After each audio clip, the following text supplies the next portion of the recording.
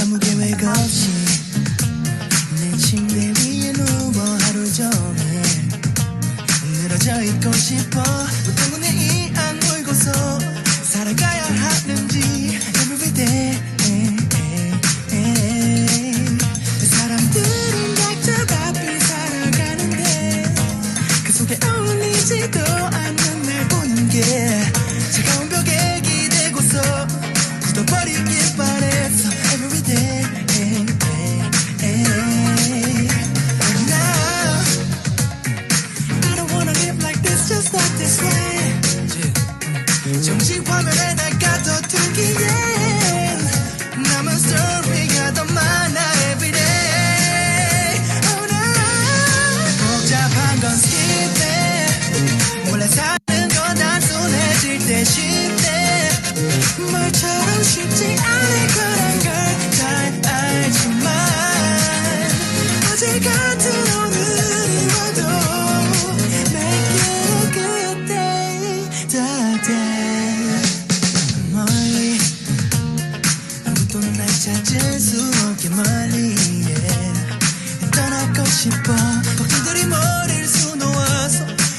빠져버렸네 everyday 사람들은 각자 살 길 찾아가는데 여태 발버둥만 치고 있는 날 보는 게 차가운 벽을 만들고서 시선들을 피하기만 했어 everyday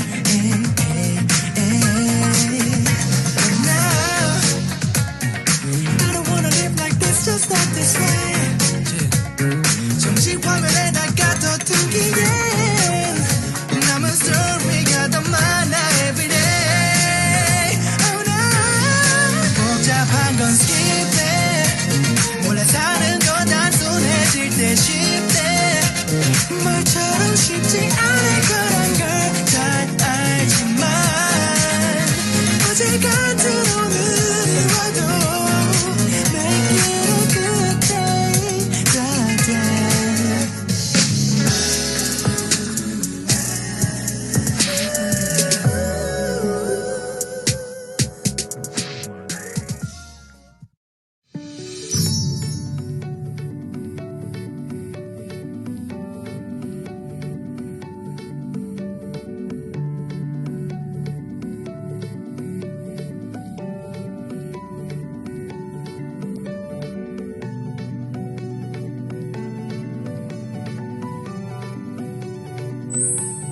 Thank you for your attention and wishing you the best as you celebrate UN International Youth Day.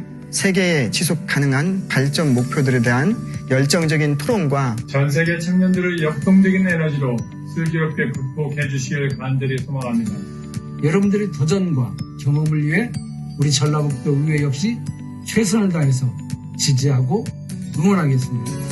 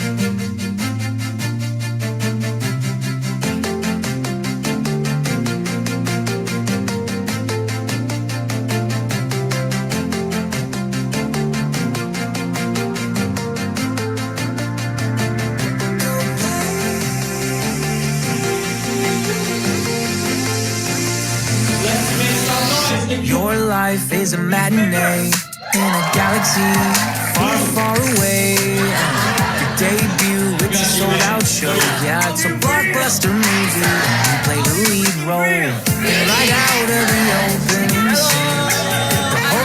on the edge of their seats. Your worst critics are sitting up front. They're giving you two thumbs way, way up. You'll be in a league of your own. You'll be stealing their hearts, taking Oscars home. Go get them and give it some passion. Right on the set, lights, camera, action. With all your heart and soul. Dream big, and you can feel the magic. Let the camera roll. Whoa, the charm is automatic. Make your cameo. Be yourself, and don't be so dramatic. Go and steal the show. Whoa, 'cause life is cinematic.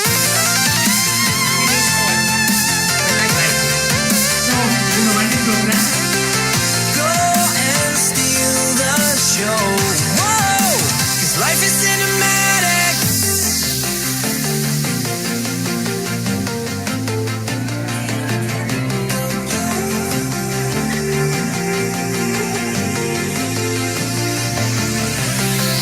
Plot twist, it's a trilogy. 'Cause your life is a thriller we're dying to see. Your debut, it's a sold out show. Yeah, it's an epic adventure and you play the hero. And right out of the opening scenes, the whole crowd's on the edge of their seats.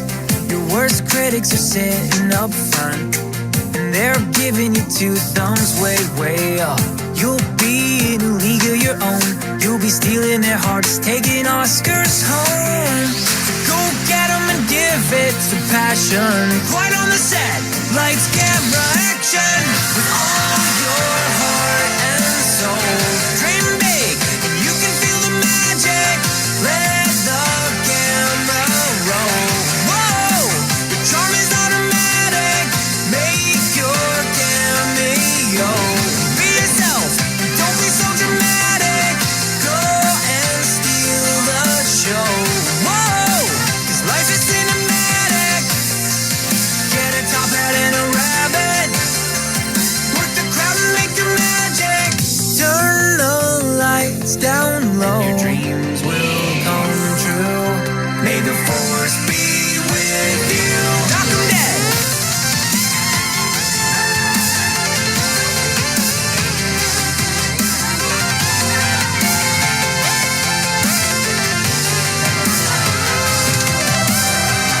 Go and steal the show. Whoa, 'cause life is cinematic.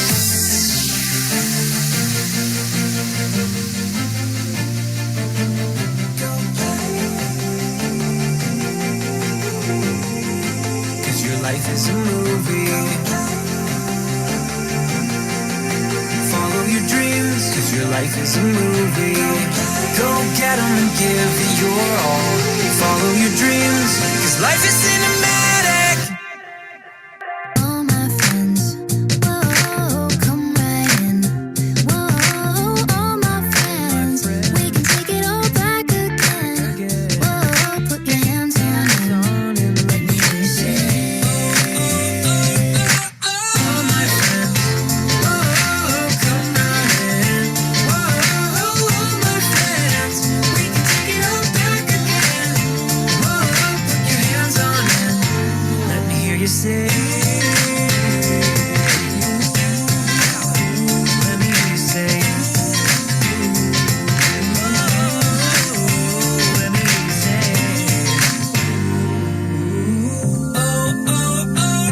We're gonna stay strong, stand true.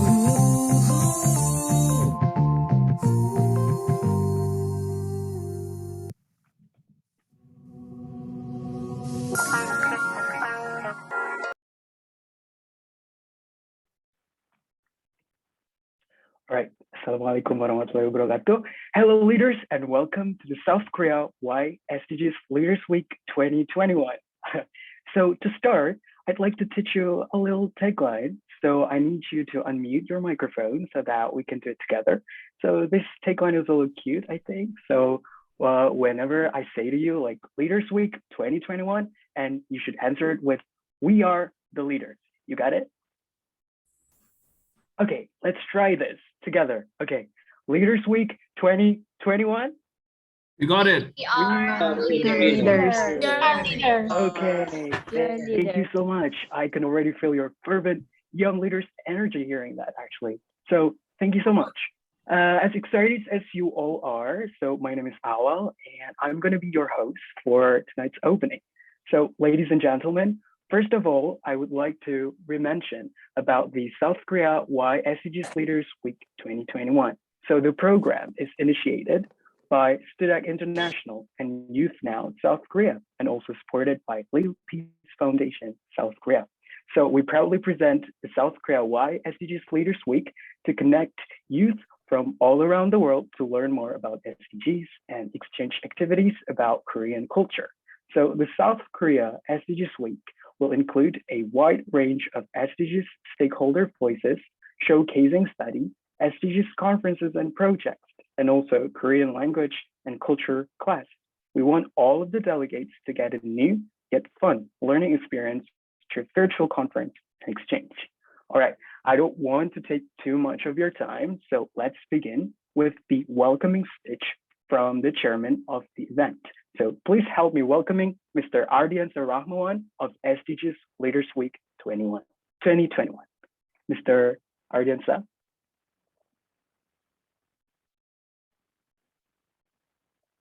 Mr. Ardian Rahmawan. Awal, can I talk? Are you listening to me? Yes. Okay.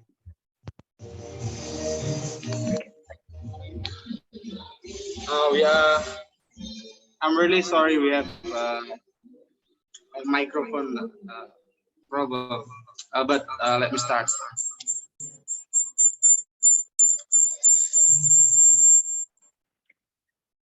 Okay, Assalamualaikum warahmatullahi wabarakatuh. Waalaikumsalam. Waalaikumsalam. Okay, hi youth leaders. Good day, young leaders. For the Honorable Mr. David Cho, Little Peace Team Manager, South Korea.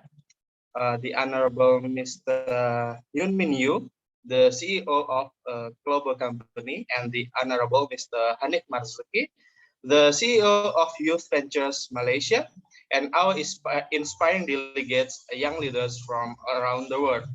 On behalf of the committee, we are excited to see you at the South Korea Y-SDGs Leaders Week 2021.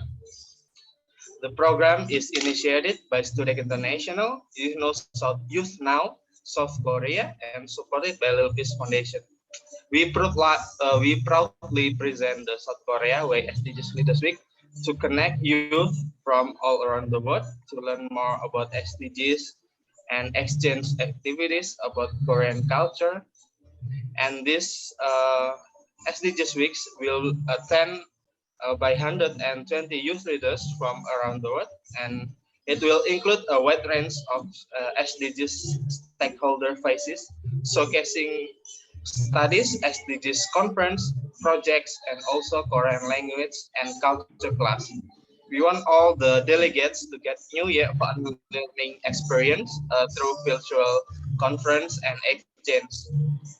So we hope that all of you joining this program day by day until the last day on 3rd December 2021 with optimistic, positive energy and excitement to become a new version of you, with the word hero, with the future leaders, because we are all together have a mission, taking care for our Mother Earth, doing social action for the global humanity, and be more creative to create innovation for renewable energy and sustainability.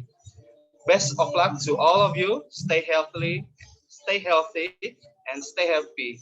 Thank you very much. Wassalamualaikum warahmatullahi wabarakatuh. Waalaikumsalam. Thank you so much, Mr. Ardian, for the galvanizing welcoming speech. And we're moving on to the second agenda, where we have a session with Little Peace Team Manager Foundation of South Korea. And we will also be taking questions to be answered at the end of the session, so you can prepare them in advance. So without further ado, ladies and gentlemen, please join me in welcoming Mr. David Cho from Little Peace. Mr. David Cho.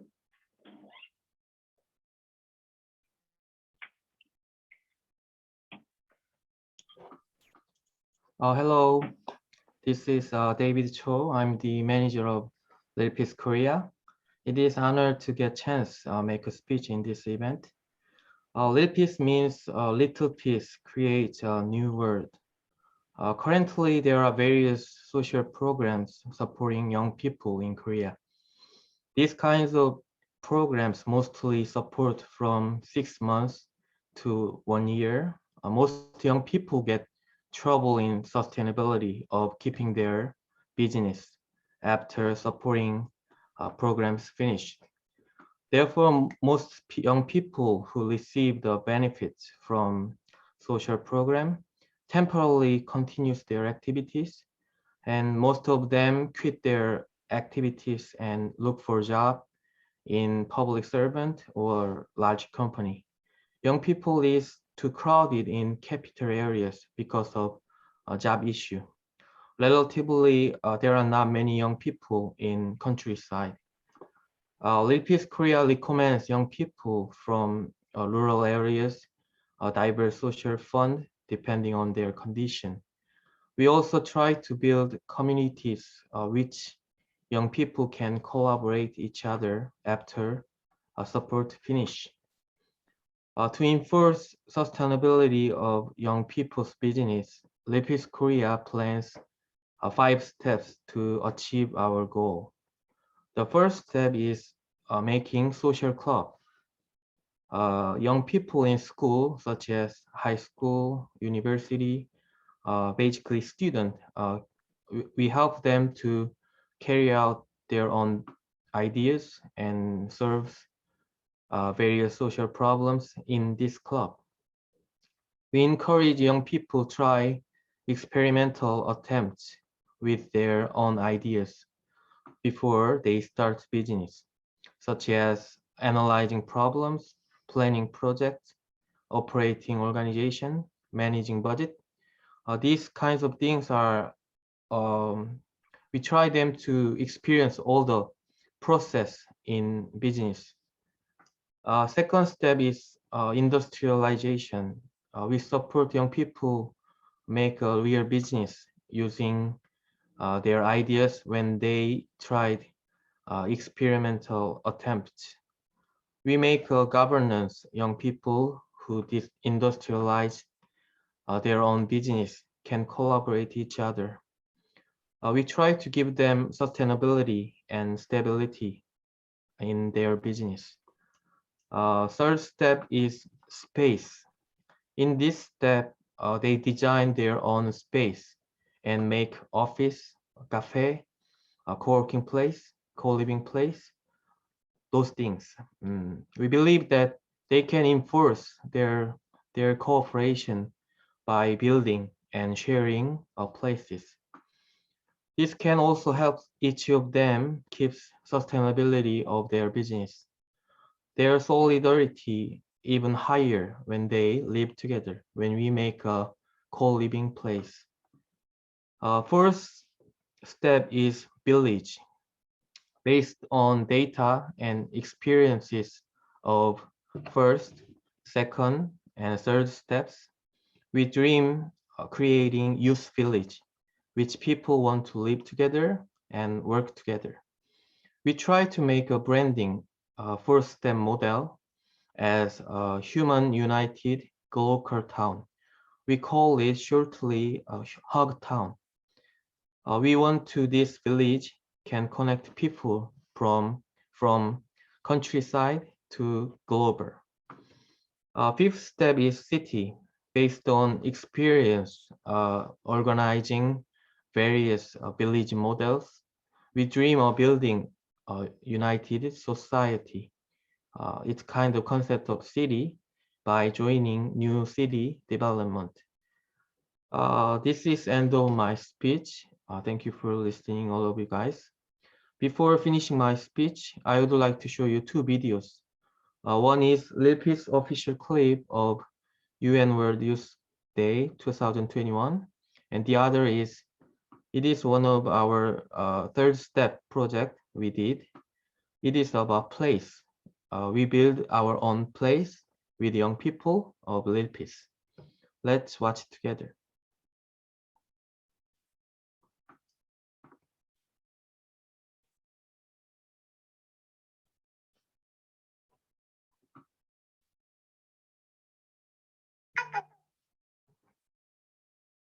I think you guys supposed to show the video. Okay. YouTube. Right.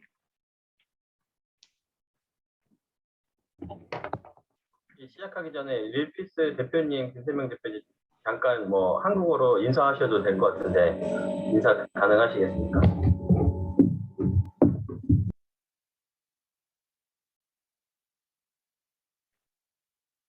아, 마이크가 안 들립니다. 김세명 대표의 마이크가.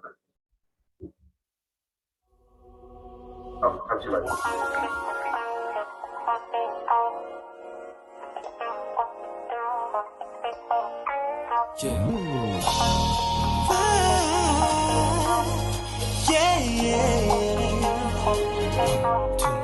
아무 계획 없이 내 침대 위에 누워 하루 종일 늘어져 있고 싶어 때문에 이 악물고서 살아가야 하는지 everyday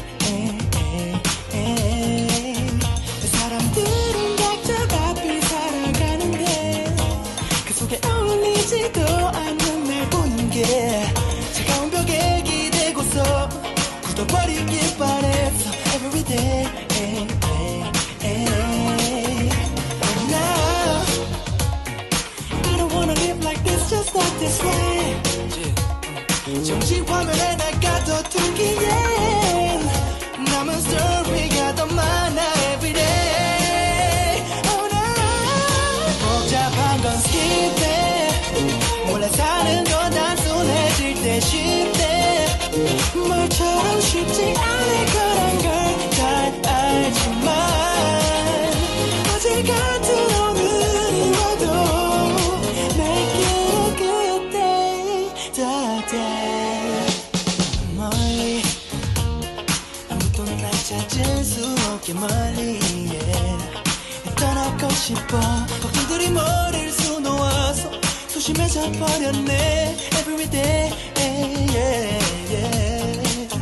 사람들은 각자 살 길 찾아가는데 옆에 발버둥만 치고 있는 날 보는 게 차가운 벽을 만들고서 시선들을 피하기만 했어 everyday Now I don't wanna live like this just like this way 정지 화면에 날 가둬두기엔 남은 스토리가 더 많아 everyday Oh no 복잡한 건 skip it 몰래 사는 건 단순해질 때 쉽대 말처럼 쉽지 않을 거란 걸 잘 알지만 어제 같은 오늘이 와도 Make it a good day da day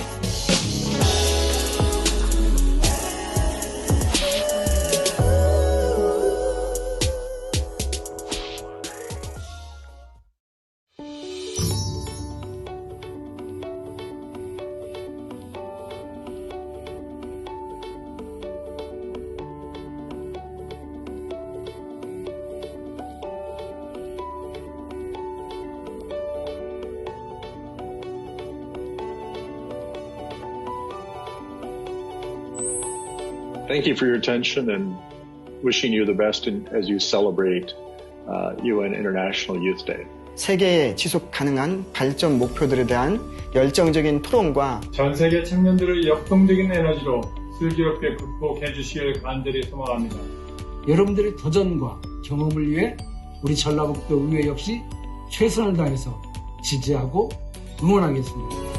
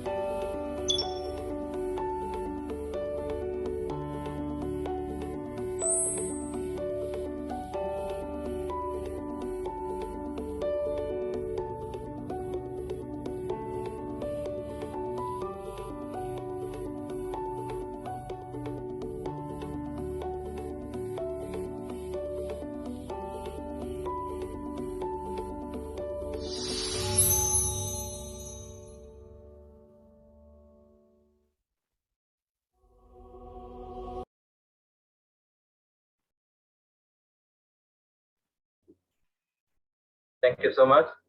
And I would like to introduce our very handsome Korean friend from Real Peace, 김세명 대표님. 잠깐 인사 부탁드립니다. 네, 안녕하세요. Hello everyone, my name is Hayden Kim. I'm a CEO of Little Peace. Nice to meet you all. Next time, it would be great to meet in Korea or other countries. I hope we can successfully make this event together. Let's be young people around the world who change the world healthily and happily. 반갑습니다. 나중에 또 만나요. All right, thank you so much, Mr. David Cho and Mr. Hayden Kim. And now we'll be taking some questions from the audience. So any of you leaders want to ask questions about anything about Lil Peace? So we still have approximately 15 minutes. 시작하기 전에 릴피스가 주로 이제 그 한옥마을, 한복과 한옥이 유명한 전주에서 ESG 배경 중심으로 환경과 이제 지속 가능한 환경 그리고 투어 그걸 중심으로 활동하고 계신데 내년에는 좀 2022년에는 좀 코로나 상황이 좀 좋아져서 여기 계신 많은 한국 외국 청년들이 다 같이 전주에 가서 함께 교류하고 플로깅, 메디테이션 플로깅도 하고 다양한 SDG 활동을 하면 좋겠습니다. 그 환경 활동에 있어서 궁금하신 분들, 협업하고 싶은 분들 편하게 얘기해 주시면 좋겠습니다. Right, I think we have How are you? Must first translate. 네. 저희 통역자가 있거든요. 혹시 음악 한번. 네. All right. So Lil Peace is now doing so many activities in South Korea, including like promoting tourism in South Korea, like local tourism, to promote them to people from all around the world, and so many interesting activities that they are now doing. 네, 선생님. 혹시 지금 질의응답 세션? 예, 질문 일단 편하게. 네. So we have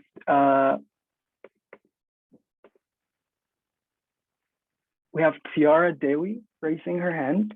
So Tiara, can you unmute your microphone and please. Yes. Thank you very much.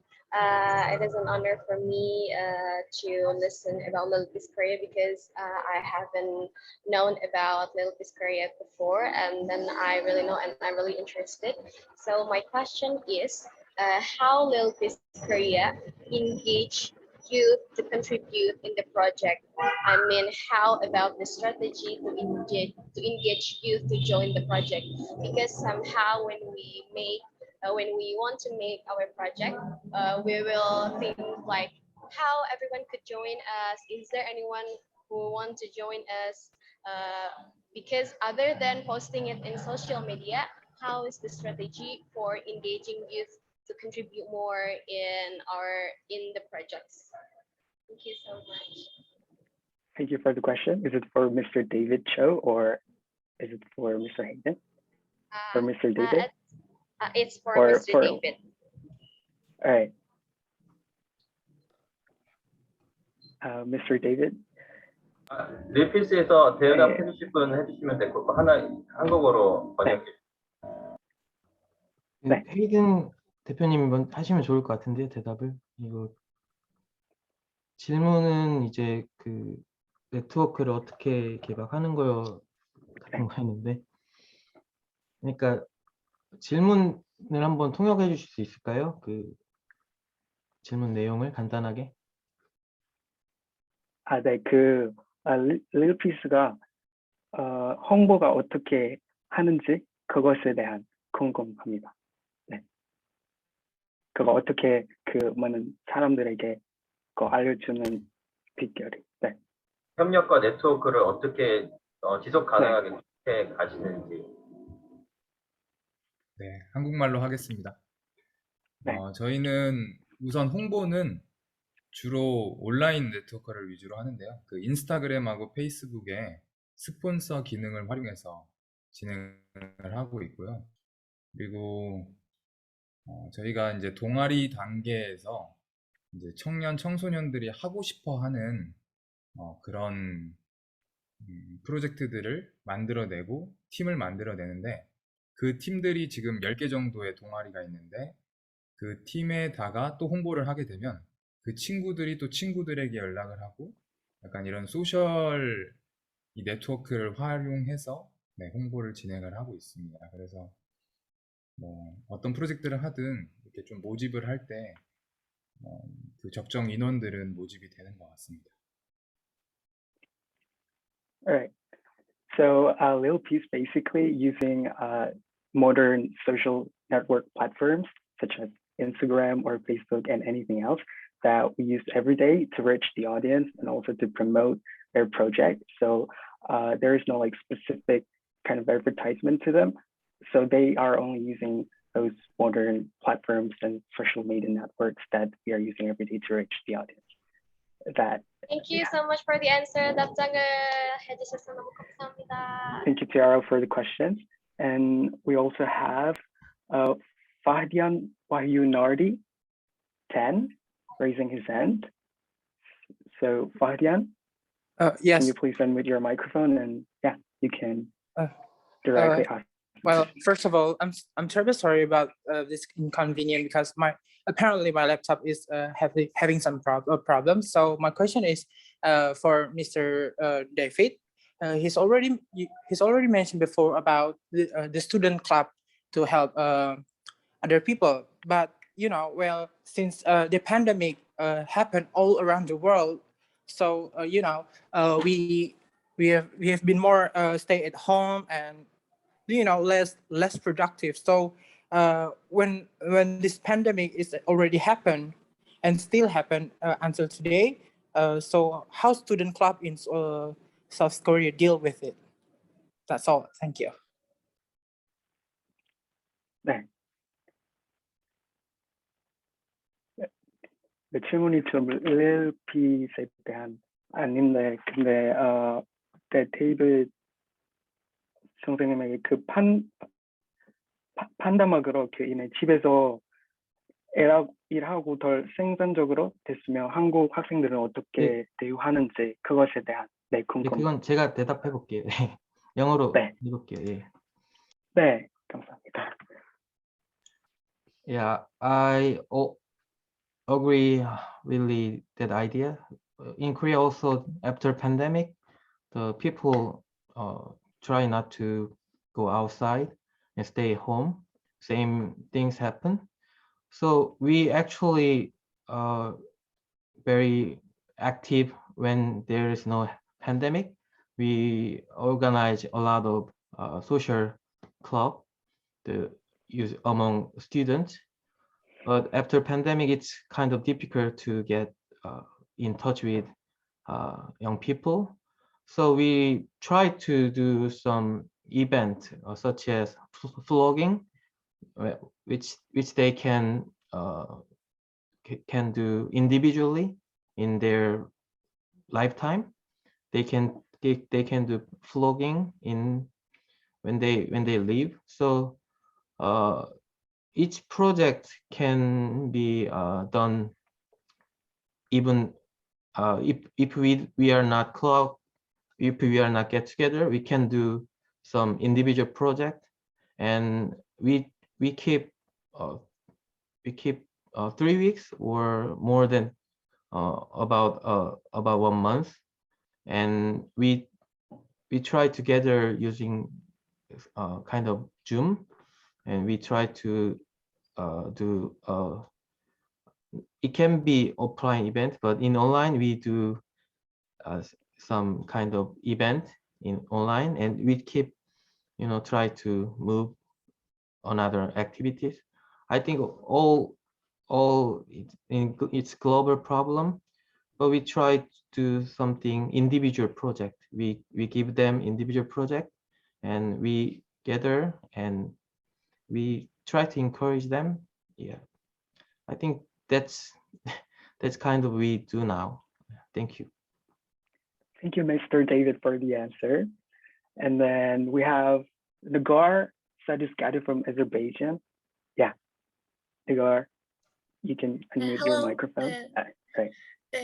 Thank you for doing this event for us. I really appreciate it. My question is, I don't know who can answer. It's fine for me. My question is, does Lil Peace do events for foreign students online? I mean, yes, we joined Sustainable Development Goals event like this, but does Lil Peace itself provide for international students events online or fully funded? I really want to know that. Also, sorry for my background. Right. Thank you for the questions, Nagar. 네. 그 외국 학생들에게 릴피스가 그 이러한 행사들을 진행하시나요? 그것에 대한. 네. 제가 먼저 일단 답을 하고 같이 이어서. 네. Hello, I'm from YouSnow. Nice to meet you from You're from Azerbaijan, Nigar. Yes, Azerbaijan. Thank you. And Lipis and YouSnow, and last year we are having a project in August 12th, and every year August 12th we are celebrating International Youth Day. So next year we are also preparing for the International Youth Day in Jeonju, right? Jeonju is a very famous Hanok. It's a traditional architecture in Korea. And Hanbok, do you know the Hanbok? No, I don't know. Who knows the Hanbok? Can someone explain? Some people came in Korea, and Malak also came in Korea, right? I saw some people already came in Korea, and they're wearing hanbok. It's a beautiful hanbok. And hanbok is also big famous in Jeonbuk, so you can come and then a beautiful wearing hanbok, and then you can all the traditional Korean things that you can experience in Jeonju. And so Lipis and Youth Now, we're gonna preparing for International Youth Day camping or convention. I don't know. So we are looking for you guys' idea and cooperation.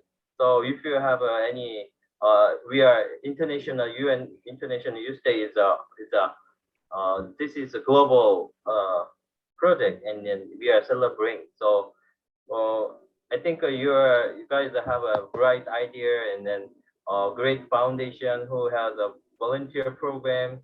Anything is if you have any suggestion to the Lipis and the Youth Now, we can collaborate between then Korea to your guys, Azerbaijan or Indonesia, wherever, any country. So I hope we can making the good big event in next year in International Youth Day. Not only International Youth Day, or we can any kind of ESG global ESG salon with Lipis or any kind of SDG campaign or project. This is up to you. So depends on your idea and suggest we can making any kind of international collaboration. Thank you so much. 리피스에서도 혹시 더 제안하고 싶으신 것들, 뭐 다음 내년에 계획하고 계신 글로벌 프로젝트라도 있으시면 말씀해 주시면 감사합니다. 네, 저는 한국말로 하겠습니다. 어제 저희 전주에 유학을 온 외국인 친구들하고 함께 모이는 행사를 한 15명 정도 이렇게 함께 했는데요. 앞으로도 전주에서 외국인 유학생들하고 교류하는 행사를 좀 하려고 하고, 이제 유스나우랑 함께 내년부터는 더 적극적으로 많은 세계 청년들과 소통하고 함께 좀 재밌게 노는 시간들을 가졌으면 좋겠어요. 그래서 큰 행사도 하지만 혹시 저희 인스타그램 DM이나 이렇게 보내주시면 이렇게 소그룹으로 또 대화하는 시간들을 많은 질문들을 하는 시간들을 가지면 좋을 것 같습니다. So there was a foreign student in Jeonju. So like we're really trying to connect with people all over the world and connect with like different countries. So Lil Peace are trying to do that. And then yeah, like he's also hoping that it will be a pleasure and he would love to if a lot of people like would ask questions and talk to one another about that.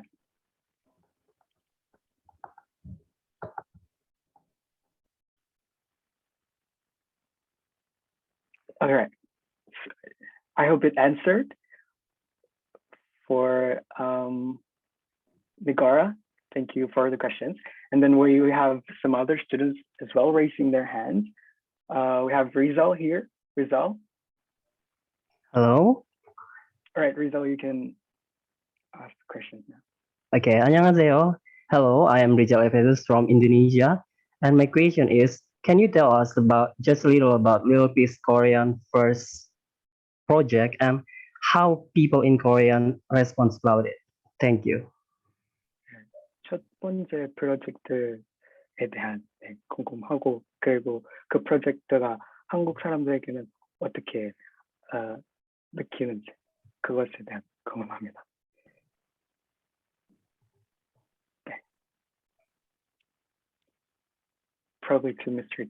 David, like first project, 첫 번째 프로젝트 무엇인가?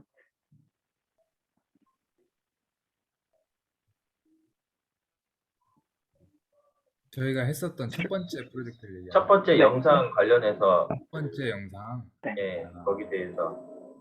네, 저희 릴피스에서는 그 4단계, 4개의 시스템을 한다고 했잖아요. 첫 번째는 이렇게 소규모 팀을 하고, 두 번째는 사업을 하고, 세 번째는 공간을 만드는 일을 하는데, 요즘에 저희가 전주에 있는 비어있는 공간들을 직접 이렇게 리모델링해서 청년들의 코워킹 스페이스를 만들어주는 그런 영상이었습니다. 그곳에서 많은 청년들과 지역 사람들하고 함께 소통하는 많은 프로젝트를 하는 그런 곳입니다. Right. So as previously he said about like various projects that he had done with Lil Peace, and one of the first projects that he done was he went to like a rural area, and then they kind of like create a space with a lot of youngster, educational space for them to kind of study and do activities together. So that was one of his like first projects with Lil Peace, like going to the rural area and then create from like an empty space into like some place that is useful for the youngster. Right. Thank you for the question, Rizal. And we have two more questions from Angelica Ardi. Angelica, are you here? All right, Okay. Angelica. Yes, thank you for the opportunity. My name is Angelica Ardi from Indonesia. So my question is, what are the activities that have been done by Lil Peace related to education? And then the next one is, how do you make this community sustainable due to pandemics, since there are a lot of boundaries? Thank you. 그 교육에 관련 활동들이 뭐가 있는가? 그리고 and can you repeat the last question? Can you say that again, Okay. Angelica? The last Yes. question. Yes. The second one is, how do you make this community sustainable due to pandemics? Because there are a lot of boundaries. Thank you. 그리고 그 릴피스가 어떻게 활동들을 유지하는 방법이 뭐가 있는지 그것에 대한 궁금합니다. 첫 번째는 교육에 관련 활동들이 뭐가 있는지, 그리고 두 번째는 어떻게 유지하는지 활동들을 어떻게 계속 네, 할 수. 팬데믹으로 여러 가지 제약들이 네, 있는데 팬데믹. 네. 먼저 이제 저희 교육에는 제가 이제 메디테이션을 좋아합니다. 네. 그 모든 일을 할 때 이런 정신적인 부분도 교육을 하고 있고, 또 이제 프로젝트 기획부터 운영, 그리고 사람들 관리하는 그런 교육들, 전반적인 교육들을 하려고 하고 있고요. 특히 이제 청소년 청년들이 이 사업을 진행하는 데 있어서 그 기획서 작성이나 이렇게 사람들 간의 어떤 소통법 이런 부분들에서 문제가 많이 생기기 때문에 그거를 먼저 교육을 계속 집중하고 있습니다. 이거부터 통역을 해주실까요? Yeah, so in educational field, he's doing a lot of activities such as he personally likes meditate, so he's kind of doing a lot of things related to psychology and also welfare kind of activities. So yeah, he's been doing those things mentioned. 네, 계속하시면 될까요? 그리고 이 팬데믹 상황에서 지속하기 위해서 이제 온라인하고 오프라인 동시에 이제 운영하는 체계는 만들고 있고, 그리고 청년들이 그냥 이 좋은 활동만 해서는 지속할 수가 어렵기 때문에 이제 경제적인 부분, 그러니까 돈을 버는 부분이나 그리고 사회에 나가서도 이렇게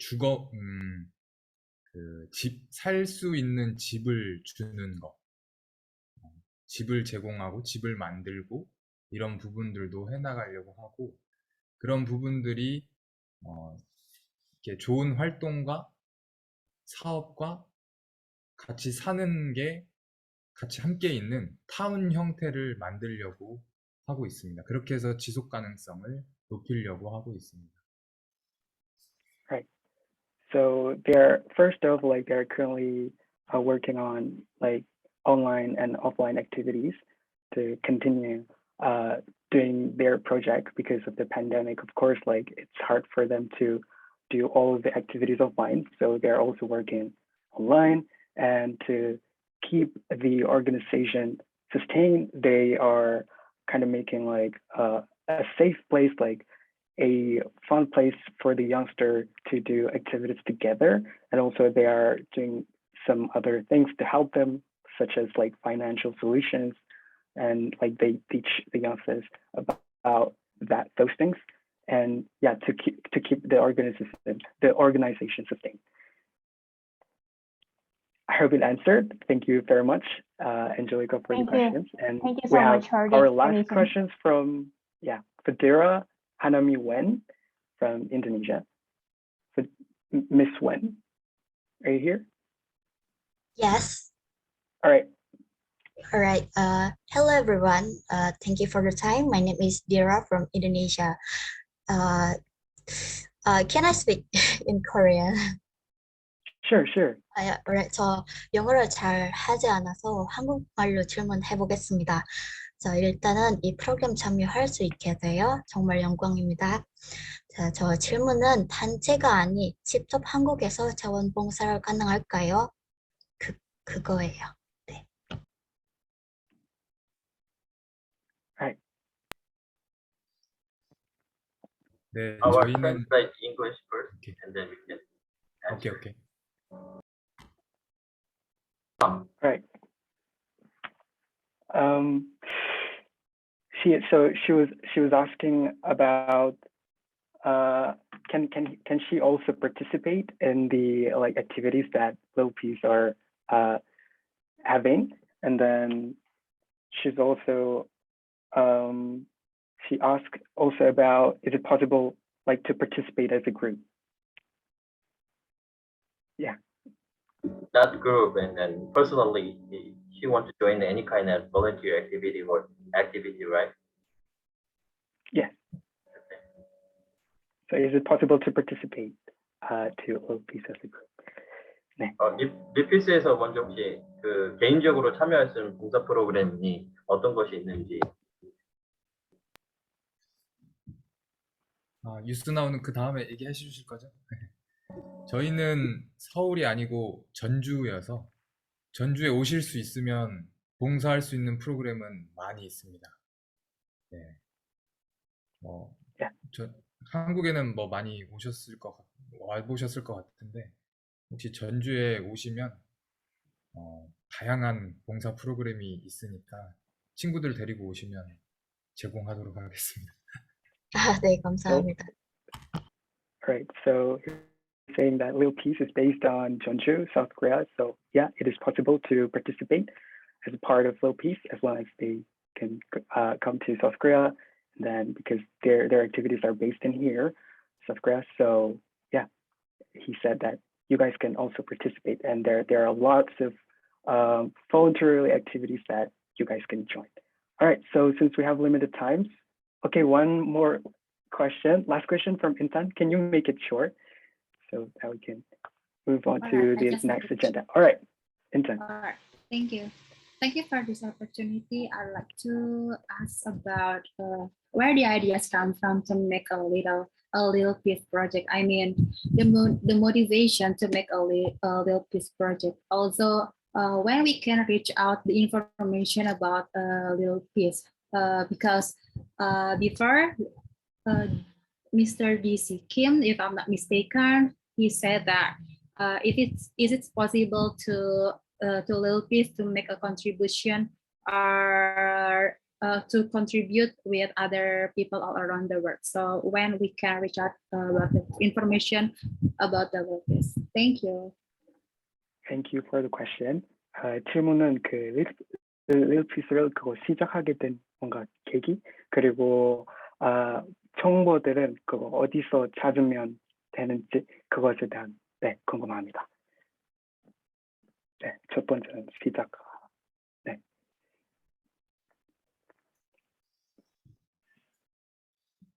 처음 시작은 제가 힙합을 좋아해서 음악을 좋아해서 여기 전주에서 그 음악 대회를 열고 청소년들이랑 노래 팀을 했었어요.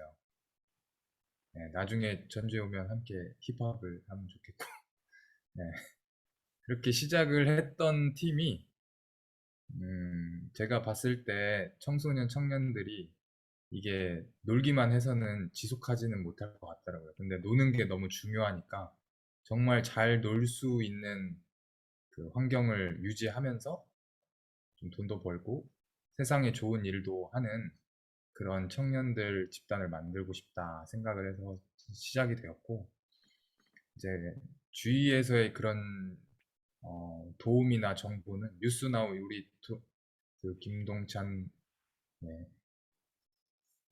많은 뉴스나우에서도 많이 도와주고 있고 그리고 저희 릴피스에 대한 정보는 인스타그램에 릴피스 111111을 치면 나옵니다. 거기에서 많이 팔로우 해주시고 들어와 주시면 감사하겠습니다.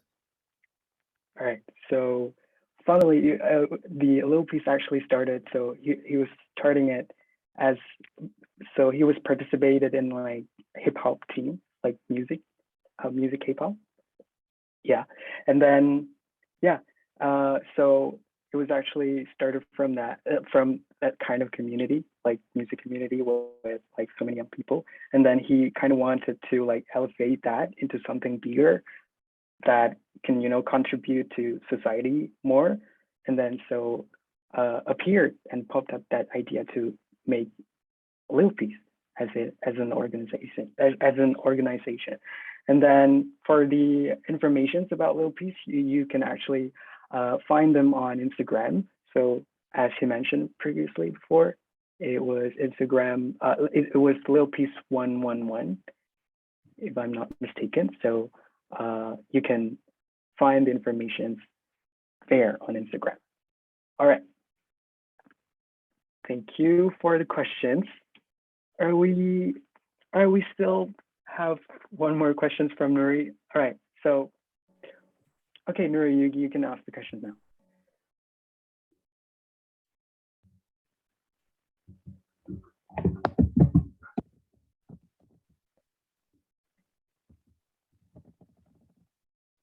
Nuri, you're not audible, I think.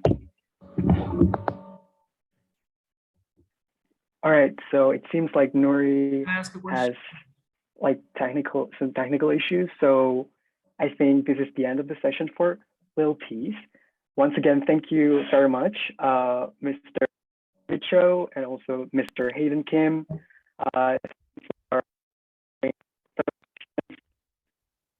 For the great presentation as well. It was a pleasure to be with you.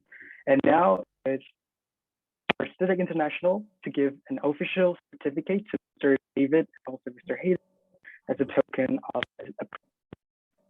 all right. Okay.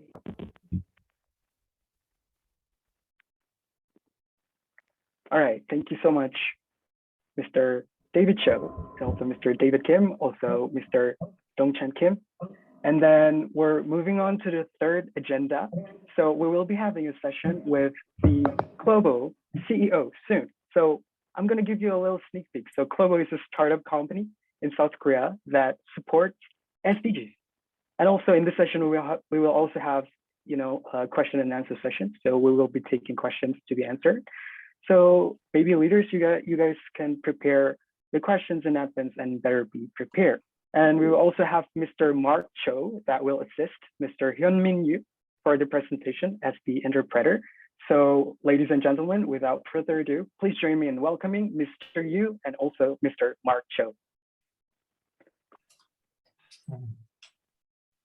Nice to meet you. Thank you for inviting me.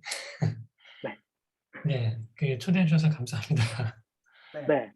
네, 인도네시아가 한국보다 스타트업의 수가 전 세계에서 5 레벨 5라는 지표를 봤습니다. 한국이 38위거든요. 그러니까 굉장히 많은 인도네시아의 젊은 사람들이 세계적인 문제를 풀기 위해서 되게 많이 노력하고 있는 모습을 볼 수 있었습니다. Yeah, so Korea has a lot of startups that focus on trying to solve issues around the world. And this is really similar to Indonesia, where a lot of young people are trying to solve issues around the world these days. 네, 지금은 제가 고민했던 그런 문제들을 어떻게 좀 풀려고 했었던지에 대해서 잠깐 이야기 드리는 시간을 갖도록 하겠습니다. So in this session, I'll try to explain my thoughts and the solutions that I've come up with about these problems.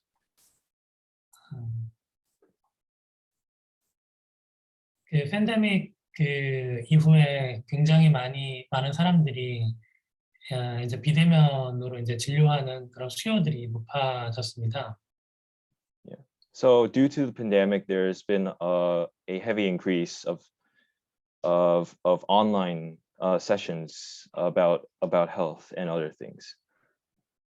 저희가 좀 고민했던 문제 중에 하나는 이제 치과 이빨에 대한 그런 치료에 대한 것들을 어떤 식으로 좀 해결할 수 있을까에 대한 좀 고민이 있었습니다. So one of the main things we've been focusing on is how to solve the issues about dental health during the pandemic.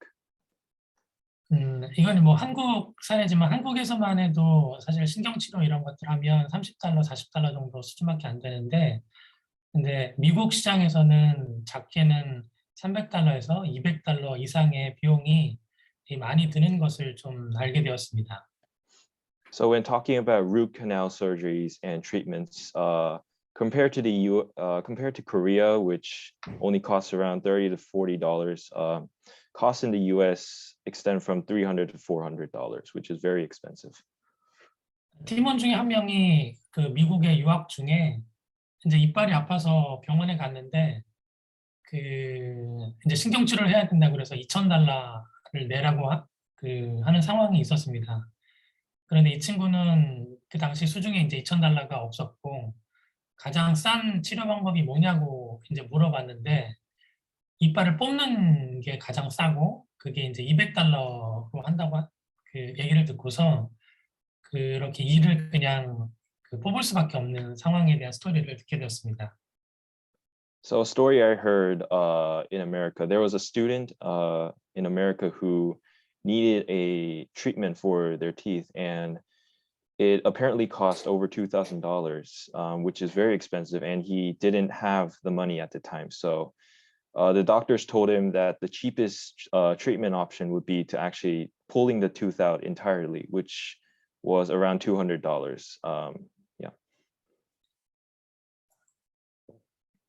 그래서 굉장히 많은 미국 사람들이 그 병원에 방문하기를 되게 참고 또 참고 참았다가 병원에 방문하는 사례가 많기 때문에 그래서 더 큰 질병이 되고 또 더 큰 비용이 들고 또 더 아프고 이런 악순환이 계속 반복되는 현상의 문제들이 있었습니다. So the problem we're facing is since the costs are so high and unachievable, there's a lot of people in the US actually hold off on treatment rather than getting treatment right away. So it causes more pain and more disease overall. 그래서 미국에서는 한 사람이 평균 쓰는 의료 비용이 그 10,000불, 12,000불에 가깝고요. 그리고 그 의료 비용으로 낭비되는 비용이 그 210 빌리언 그 달러에 이르고 있는 상황입니다. So due to these problems, the average person actually uses around $10,000 for each surgery or other treatment. And the total amount wasted due to this is around $210 billion. 그래서 저희가 주목하는 건 지금 이 시점에서의 치료가 시작이 되면 그 굉장히 많은 비용도 낭비되고 고통도 높아지는데 그 저희가 초점하는 것은 이때의 치료 시기가 아닌 그 이때 프리덴티브 헬스케어 어떻게 하면 예방하고 관리할 수 있을까를 놓고서 서비스를 생각하고 준비하게 됐습니다. So we're trying to come up with programs and services that would allow people to go and get treatment before any serious health problems come away. 근데 사람들은 다 알고 있습니다. 근데 어려운 건 병원에 가는데 1시간 또 30분 이상 차를 타고 가야 되고 또 의사하고 대기하려면 30분 이상 기다리고 그러는 수고를 다해서 사람들이 병원에 찾는 경우가 굉장히 적습니다. There's a lot of minute reasons why people don't actually go to get treatment, such as like taking a lot of time to actually get there by bus or by car. So people tend to not get treatment right away. 그래서 어떻게 하면 집에서 쉽게 자기 질병에 대한 거를 의사 선생님과 소통할 수 있을까를 놓고서 다음과 같은 프로덕트의 서비스를 시작하게 되었습니다. So we try to come up with a way to help people actually communicate with their doctors before treatment. 그래서 이제 헬스케어 카메라로 집에서 자기 입안을 찍고 또 기타 다른 문제되는 부위를 찍고 의사 선생님한테 보내면 의사 선생님이 거기가 지금 상태가 어떻고 또 어떤 치료 방법이 있고 또 어떻게 비용이 들며 또 그 어떻게 예방해야 되는지에 대한 자세한 피드백들을 사전에 받을 수 있습니다. So we designed this product where you can a camera is attached to the end of this product, and you can put it in your mouth and you can scan it, and any places that have issues, you can take a picture or video and you can send it to the doctor where it can be consulted.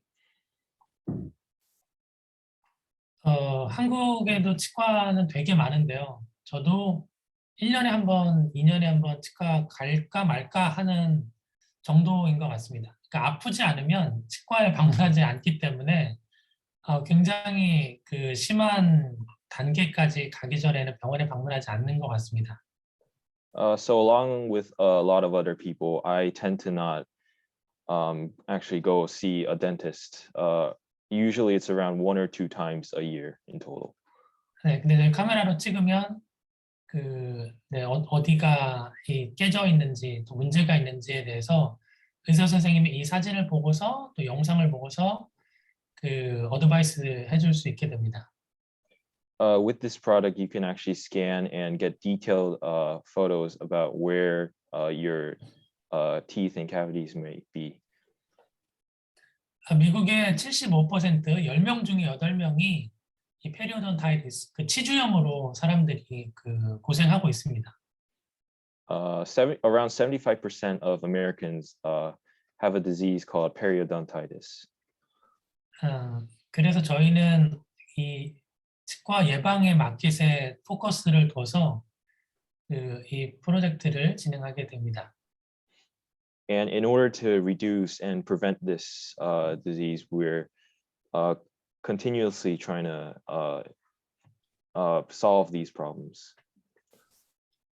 근데 저희 디바이스로는 이제 구강이 가장 베이직하게 테스트할 수 있고, 더불어서 그 귀랑 코랑 그리고 피부 그리고 두피, 추후에 눈까지 집에서 사람들이 찍어서 의사 선생님들께 보내면 관련한 정보를 받을 수 있도록 이렇게 그 확장의 가능성을 준비하고 있습니다.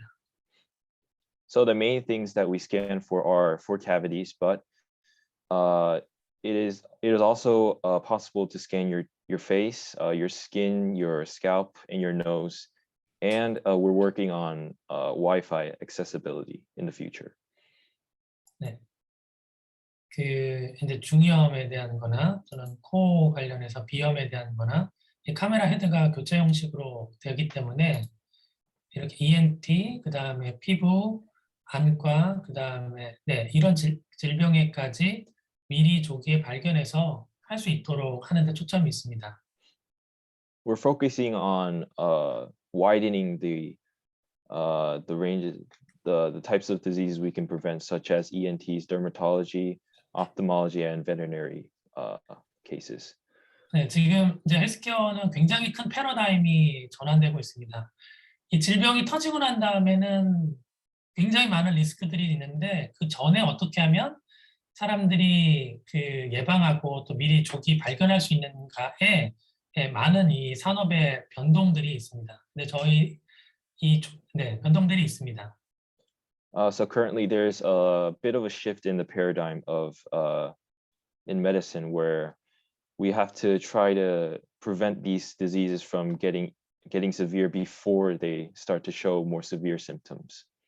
예를 들면 눈 같은 안과 부분도 사실 조기에 발견하면 그 실명이나 이런 것들을 예방할 수 있는데 시간이 지나고 그 사실을 알게 됐을 때 치료에 대한 가능성과 효과는 굉장히 더 낮게 되는 건 우리 누구나 다 알고 있는 사실입니다. So in terms of, for example, like the eye, if we can catch these diseases before it causes permanent damage, it can surely help. But these days, it's caught regularly after permanent damage has been caused, which prevents treatment possibilities.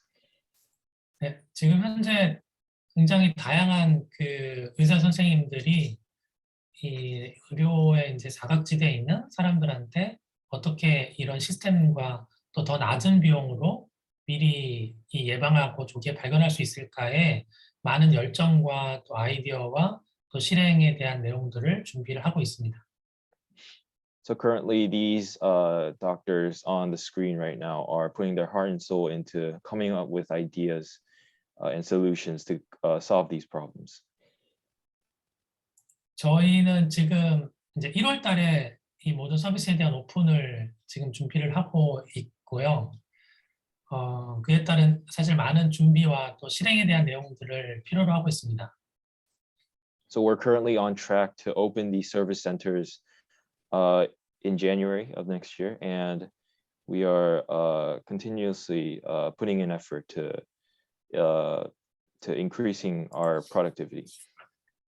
네, 그래서 그 인도네시아도 굉장히 이제 많은 섬으로 이루어져 있고, 그다음에 이제 코로나19로 인해서 그 비대면에 대한 진료나 이런 것들이 굉장히 중요해지고 있다라고 들었습니다.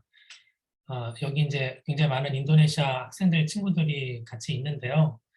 사실 인도네시아에서도 이런 프로젝트 서비스를 어떻게 좀 적용할 수 있을지에 대한 고민들도 사실 계속 해오고 있고, 이렇게 같이 그 머리를 맞대고 좀 고민해 줄 수 있는 그런 친구들을 같이 좀 찾고 있는 상황입니다. So we heard that Indonesia is made up of a lot of different islands, and there's been a lot of problems concerning healthcare and being able to see a doctor when you need it. So we're currently searching, and we're open to ideas and solutions about these problems. 네, 끝까지 들어주셔서 감사합니다. 고맙습니다. Thank you very much. Thank you for the presentation, Mr. 제가 그 설명하고 데이비드 마크조 씨가 좀 트랜스레이트 해줄 수 있으시죠? 네. 이번에 그 모시게 된 그 브라이언 유 클로버의 대표님은 어쨌든 지속 가능한 개발을 위해서 청년들의 다양한 스타트업을 어떻게 만들고 많이 인도네시아에서 스타트업에 대해서 많이 도전하고 있는데 대표적으로 어떻게 그런 스타트업을 하게 됐고 그런 사례들을 여러분들한테 알려줄 수 있을 거라고 생각해요. So CEO of Global has been working on solving a lot of these issues, and we think that we can really affect and really improve the lives of the youth and young people through this. So many people that watch the Korean drama, the Startup, right? Did you who saw watch the Startup Korean K-drama? Yeah, in the Ida Petri. Yeah, I think so many Korean drama is now famous in Startup. So young people how to start in business in between Indonesia, Korea, and also Brian looking for the internship for online internship who can working in the effort the business, and then you guys can learn for how to start in the startup business in Korea or your country. I think if you have any kind of question to building the sustainable business in society in your country, or any idea to asking to Brian. Brian also the company also last week one of the biggest Korea startup festival is called the Come Up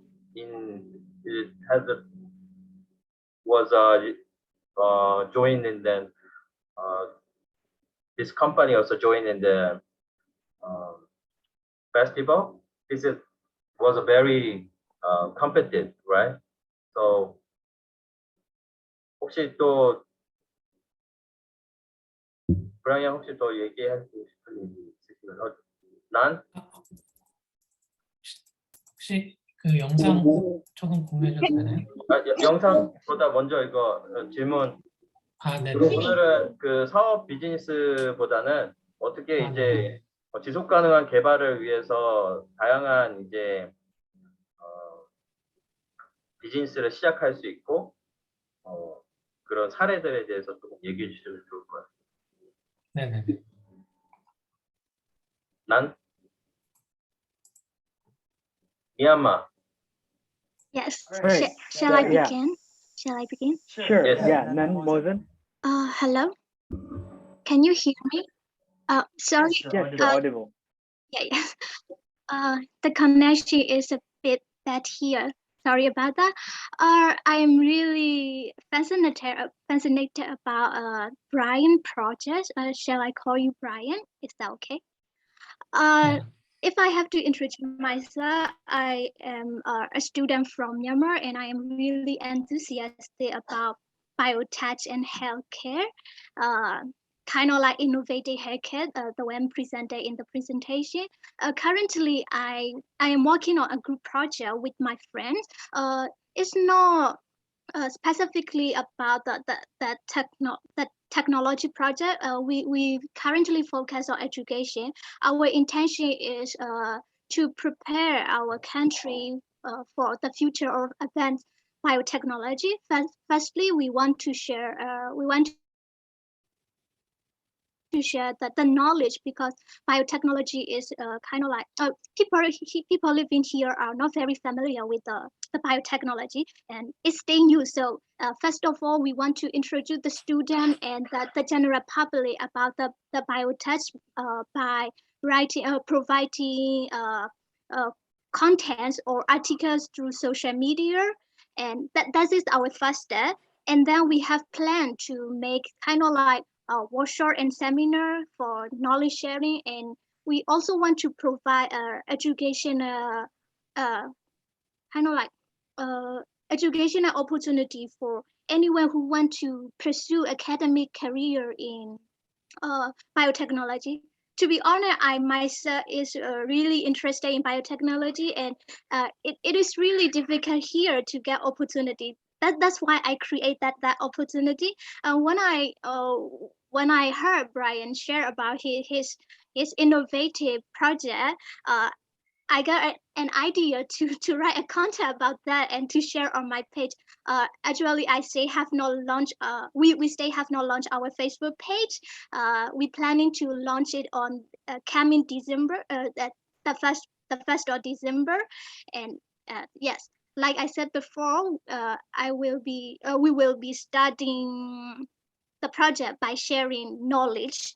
Then we will provide network for the youth and enthusiasts who really interested in biotechnology and who want to pursue the career in the biotechnology or academic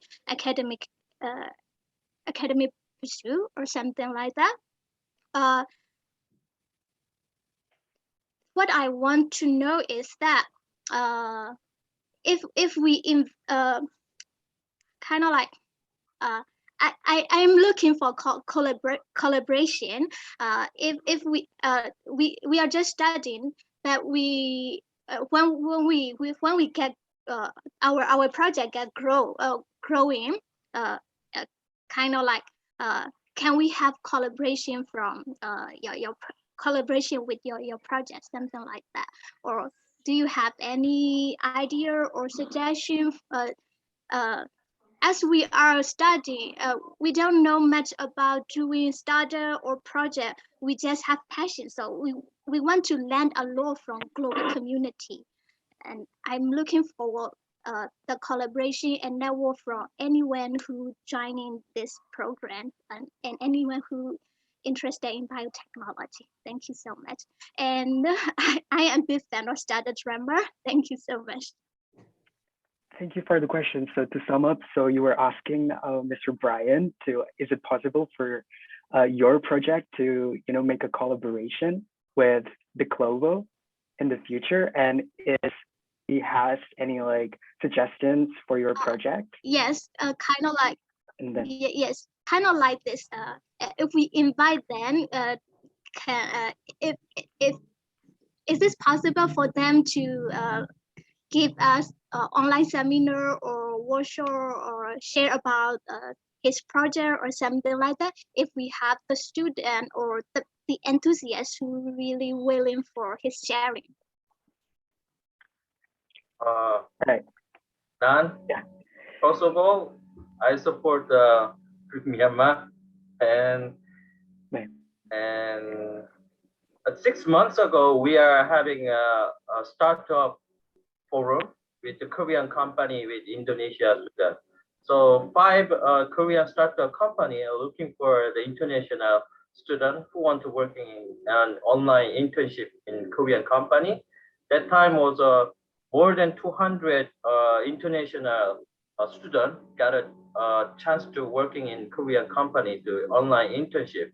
So once a week they're having the Zoom, or they having any kind of business research, or any kind of design, the SNS, the kind of work they doing on online, they did it. And actually they international student had a really good job, and many Korean started a company looking for the collaboration. I think between Korean, Indonesia, or other country, that we can making the very good opportunity to future. And I think this is a kind of the online internship program or online the business partnership. It's gonna be really good, effective for the sustainable our business in society, and to supporting the you guys our society. So this end of this company our convention, and next month we are also looking for and we are gonna open the online internship for we are trying to giving the online internship opportunity you guys. So if you're really interesting, just after that we are gonna announce our opportunity for and collaboration is with online internship opportunity. 혹시 브라이언 더 추가로 더 다른 학생들하고 수업할 수 있는 내용이 뭐가 있을지 네네. 일단은 뭐 한국이든 인도네시아든 스타트업에 대한 환경이나 또는 그 빌딩해 나가는 과정이 진짜 뭐 굉장히 하드하고 쉽지 않은 내용들은 많이 뭐 어느 나라나 마찬가지일 것 같습니다.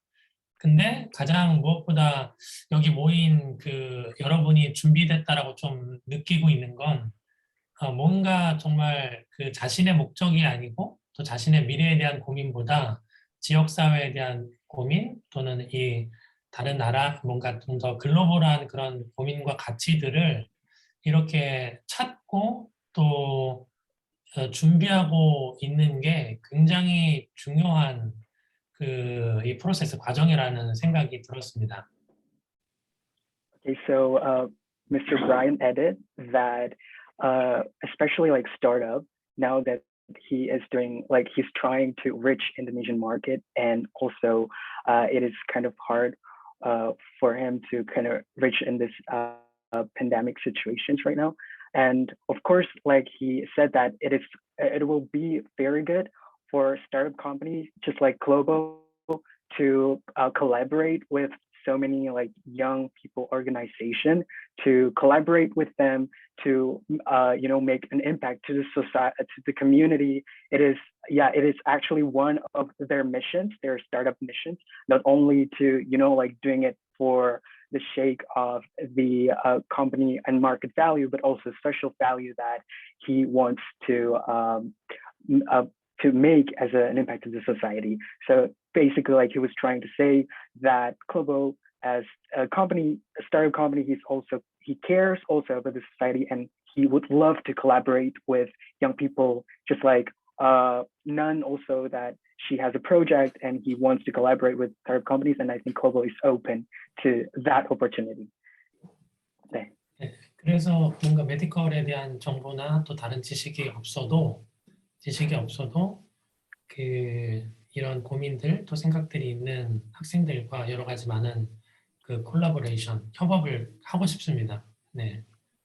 Alright, so not only like the students or young people that has interest in like education, just like Nun, but also any students from various backgrounds, from any respective field of study, like they can actually, like he also thinks that it is also great to collaborate with them and to make new ideas and something like that. Yeah. Okay, thank you so much for the questions, Nan. And we have a lot of questions here. So many people are raising their hands. And let's go with the first one, Fahdian. All right, Fahdian, are you here? Yeah, I am. Yeah, Fahdian, yeah. Please make the question short so that we have, because we have such a limited time. All right. Mr. Brian has been already mentioned about this fascinating project, but well, apparently I live in a least developed region in Indonesia, and I really realized about there's a lot of people in here still not even care about their healthcare, especially in its first. So, what do you think as a youth, what do you think we can do to to make them realize how important about this kind of issue that you've been trying to mention in here. That's all. Thank you. Thank you very much for the questions. 파디안 씨가 지방부 시골 지역에서 살거든요, 선생님. 그래서 시골 사람들 아직까지 뭔가 건강에 대한 그것에 대한 아직 뭔가 신경 쓰지 않는 그런 마음이 갖고 살잖아요. 그래서 어떻게 그 사람들한테 어떻게 전달하는지 그 방법에 대한 궁금합니다. 어떻게 젊은 사람으로서 그 사람들에게 어떻게 전달하는지 그것에 대한 혹시 제안하시는 거? 네네. 고민하고 있는 부분은 사실 인도도 그렇고 파키스탄도 그렇고 이렇게 마을 이제 빌리지를 형성하면서 살고 있잖아요. 그래서 그 마을에서 그래도 이제 각 마을에서 그런 관리에 대한 생각들이 있는 사람이 뭐 2-3명만 있다고 하더라도 그 전체 마을에서 그렇게 관리하고 하는 게 커버가 될 수 있겠다는 생각을 하고 있었습니다. 네. Right. So Mr. Brian said that he thinks that in order to make people in the rural area realize is that you need to collaborate and make work together with people who are really care about the situations in the area. So for example, there are only a few people who are really, put concern about the healthcare system in rural area. So you can actually start with those people who really care about that. So you can work together with them and then you can make things work by working with people who cares, really. So yeah, I hope it answered. Thank you very much for the questions. That is a great questions. And now we also have Nagar as well, again from Azerbaijan. Yeah. I do have a question. I think it's very fascinating project, and I want also ask to how popular is this product in Korea, and also can you produce this product in other nations? And additionally, do you have doing psychological? I mean, this version for psychology, mental illness, because many people because of the pandemic can get help because their financial instability and they need to get psychological help. And do you think with this project you can develop hologram of the doctor who can talk to a person and help them psychologically? Thank you so much. So much, Nagar. 클로가 진짜 그리고 혹시 혹시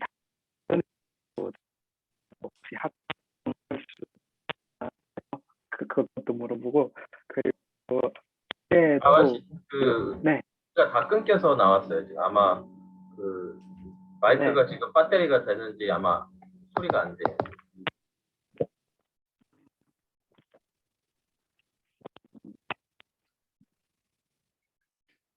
일단은 말은 안 들리는데 그냥 제가 이해한 바로 좀 답변을 드리자면 정말 되게 좋은 질문 감사하고요. 이제 결국은 저희는 말 그대로 사람들의 마음의 멘탈이 행복해져야 몸에 대한 행복도 건강도 100% 연결된다라고 생각을 하고 있습니다. 근데 저희가 이제 시작은 이제 몸에 대한 걸로 시작을 했는데요. 궁극적으로는 이 마음에 대한 해결은 결국은 되게 의사나 또는 심리학자만 풀 수 있는 문제는 결코 아니라고 생각합니다. 예를 들어서 어떤 뭔가 고민들이나 또 어떤 좀 힘든 경험들이나 그것들을 극복해낸 사람들이 그 문제에 처해 있는 사람들한테 해결에 대한 솔루션과 또 새로운 방향에 대한 뭔가 힐링과 또 대안들을 이렇게 전달해 줄 수 있다라고 좀 저는 되게 굳게 좀 믿고 또 준비를 하고 있습니다. 그래서 지금 코로나 때문에도 그렇고 굉장히 많은 관계에 대해서나 또는 생활에 대해서나 이런 문제들이 사실은 그 의사 선생님이나 또는 되게 이제 전문 심리학자만 뿐만 아니라 그렇게 해결해 줄 수 있는 사람과 사람들이 이어줄 수 있는 그런 그 플랫폼, 그런 플랫폼에 대해서도 궁극적으로 이제 그 준비를 같이 하고 있고요. 네, 질문해 주셔서 네, 생각에 대한 좀 얘기 드렸습니다.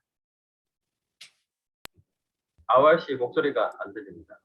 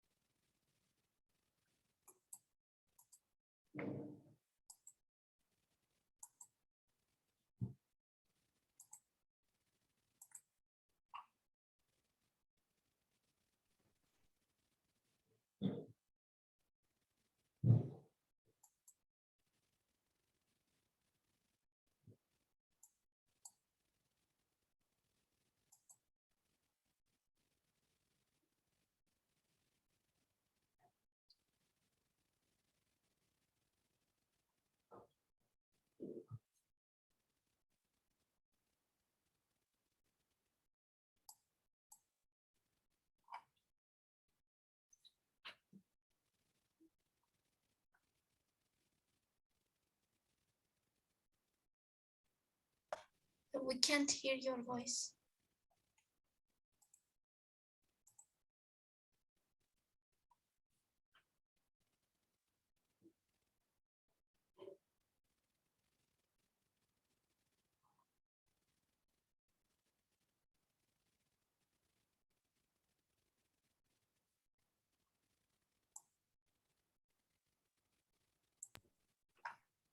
혹시 지금 들리나요?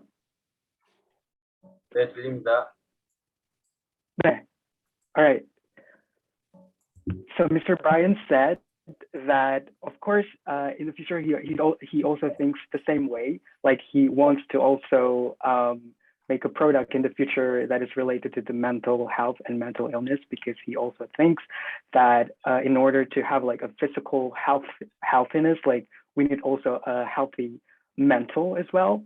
So he would love to kind of like working on those kind of product in the future, but not for now. And also, 혹시 선생님 그 다른 나라에서 그거 학대할 생각이 그거 있는지 그것도 아까 물어봤거든요. 네네네. 네. 네네. 인도네시아. 네네. 그 부분에 대해서도 좀 준비 같이 하고 있습니다. 일본하고. 네. 네네네. All right. So, and also like he's also not only in Indonesia, he currently doing the extension to Japan as well and some other countries. Sir, Nagar. Thank Yes, you. yes. Thank you so much. 두 분만 더 질문을 받고 또 마무리하죠. 방글라데시아에서 오신 분 한 분 소원 드셨는데 네네네. 또 한 번 하고 마지막 인도네시아 분 중에서 한 번 더 받고. 네, 그 방글라데시 분하고 마지막은 또 하나 인도네시아인. 네. Alright. So because we have such a limited times, we're sorry, but we have to like pick the questions. And now we have Kandakir Hassan Abraham, right? Hello, assalamu alaikum everyone. In the presentation, with the presentation which I saw about the global, the healthcare system, healthcare tech company in Korea, it was mentioned that almost $200 billion of money was wasted in almost $210 billion of money were wasted in treatment. So I particularly wanted to know that is Korea or the Korean startups which are building up which are emerging in Korea right now at the moment, are they building any kind of system in order to reduce such wastage in the healthcare sector? Am I clear? So you're asking like out of money like $2 billion to the. So I wanted to know that is the South Korean ecosystem, is the South Korean startup ecosystem building up any kind of mechanism to reduce this kind of wastage, reduce this kind of this wastage, because in it would be easier for me. I'm very much eager to know about it, because I want to implement something like this in my country as well, because we also face similar kind of wastage in many areas, and minimize the cost, and that way if we can reduce the wastage, we can minimize the cost of healthcare to the rural people, so for everyone actually. So that's why I wanted to know, is the Korean startup ecosystem has build any kind of mechanism to reduce this wastage? Alright. 네. So 칸데카 씨가 아까 말씀하신 그 12억 달러 또 많은 돈이잖아요. 그래서 한국 클럽 한국 회사잖아요. 뭐 한국에서는 이런 것을 뭐 한국에서 하는 그 클럽 그런 회사가 있는지 그거 좀 하고, 그리고 그 다른 씨가 갔던 그거 되게 좋고요. 그 방글라데시에서도 이런 클럽을 좀 그것도 하고 네. 그래서는 너무 끊겨서 아마 질문이 안 들리는 것 같은데. 네. 정월 씨 지금 너무 통신 상태가 안 좋아서 말하는 게 그래서 한 번만 더 질문을 여기서 마무리해야 될 것 같아요. 네. 타이핑할게요. 네.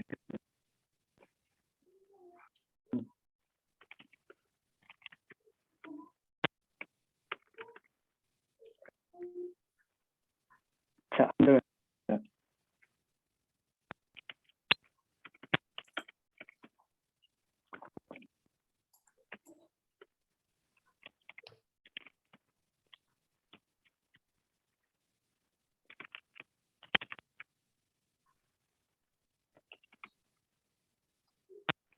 제가 네. 그 헬스케어의 분야에서는 뭐 한국뿐만 아니라 굉장히 뭐 한국에서도 이런 도전을 하고 있는 그 회사들은 많이 있습니다.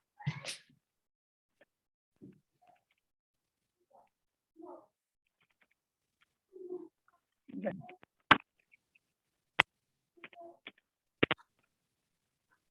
근데 이제 저희가 되게 그 주목한 건 뭐냐면, 그 사용자들이 주체적으로 자기 건강을 관리할 수 있으려면 그 의료 정보에 대한 것이 제대로 전달되어졌을 때라는 생각입니다. 한국도 되게 의료 시스템 되게 좋고, 아까 말 그대로 뭐 20달러 정도면 신경치료나 이런 것들 다 할 수 있는데, 사람들이 병원에 3년에 한 번 가고 4년에 한 번 이렇게 가요. 그렇기 때문에 사실 굉장히 빨리 적은 돈으로 치료할 수 있음에도 내가 아프지 않고 내 상태에 대해서 잘 알지 않는 한 이제 가지 않거든요. 네.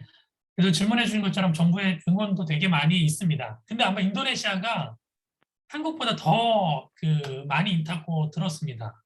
방글라데시도 그 권에서 저 이제 아마 진출에 대한 것도, 또 이 서비스에 대한 활용에 대한 것도 지금 이제 많은 부분에서 좀 유엔이라든지 연계해가지고 진출하려고 준비하고 있습니다. 방글라데시아에 대한 상황에 대해서 지금 질문해 주신 분이 가장 잘 알기 때문에 사실 많은 좀 이런 지역 국가에 대한 상황들에 대해서 되게 많이 듣고 싶고요. 네네. 그리고 연계하고 싶습니다. 네, 방글라데시아, 파키스탄 의사 선생님들도 굉장히 좀 많이 미팅을 하면서 이러한 정보들 통해서 더 많이 어떻게 하면 해당 국가에 대해서 또 이롭게 도움이 될 수 있을지. 아가씨 통역 괜찮아요? 지금 만약에 안 되면은 말씀해 보세요. 네네. 좀 안 되는 상태에서 제가 그거 사정을 제가 제가 하겠습니다. 네네. 아가씨는 그 볼륨 이게 안 될 것 같은데. So the first question is now as a Korean, many the healthcare companies are booming. So government also really support any have a good idea, any kind of good ideas startup. In Korea, there are many good and NDF funding program and CV program and government sponsorship program we have. So I think the Bangladesh also it's also we can looking for the partnership and then if you think we can making the good opportunity in the future. So and I think now we only can get one question from guys. So Brian, can you choose one 질문해서 한 명만 더 뽑아주시겠어요? 네. 네. 율덴 클라우디아? 클라우디아 다음에 여기 밑에 있는 분 한 분 더 클라우디아? Yes. Okay. So, thank you for the opportunity given to me. It's an honor to be here. I'm Claudia. I'm from Indonesia. So, it's not a question. It's more like a suggestion for Brian's project.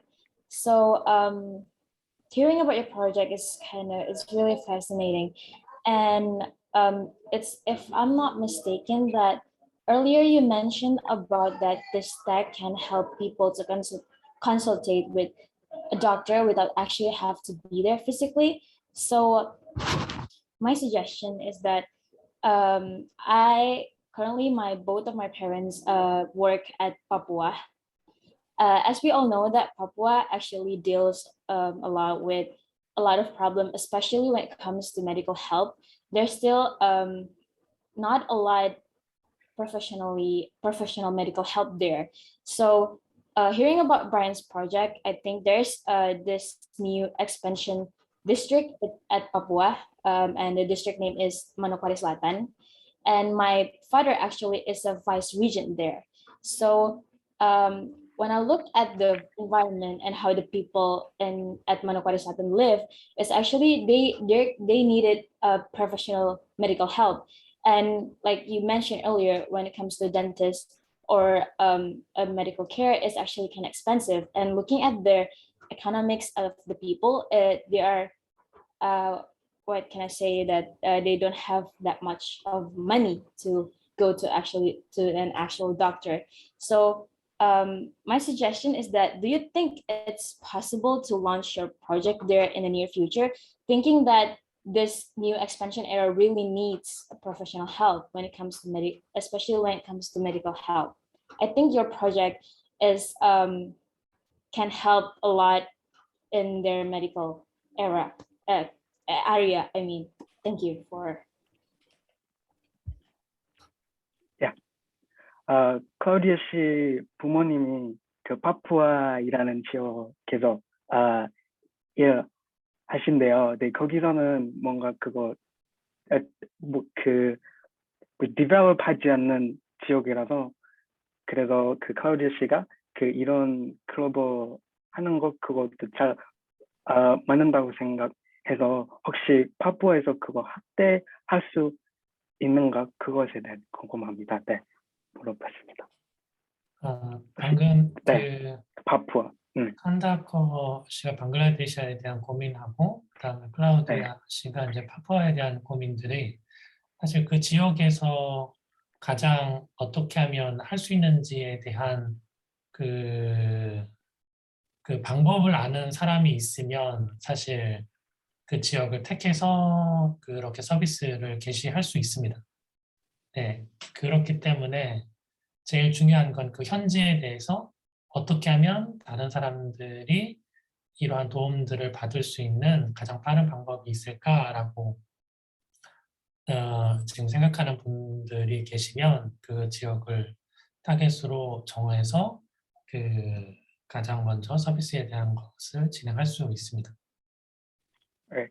So actually, Globo really wants to reach those kind of area, especially rural areas, just like Papua, as you said previously, also previously before, there are some other rural areas as well. So they really want to get their service into there.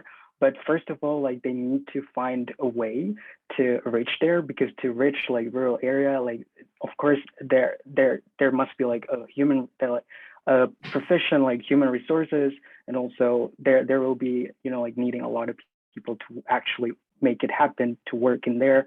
So they are still working on how to get those people who are capable to actually bring the technology to there, because whatsoever it's a rural area, it's kind of hard. Like, I mean, not a lot of people are living there, and usually like people are going to the city, like the capable people. So that is actually the problem, but they would love to expand their technology to there. Yeah, I hope it answered, Claudia. And then since we have limited time, we will only be taking one more questions, right, Mr. Dongchan Kim? So 혹시 뽑아줄 수 있겠어요? 네. 에카 씨. 피카 씨요?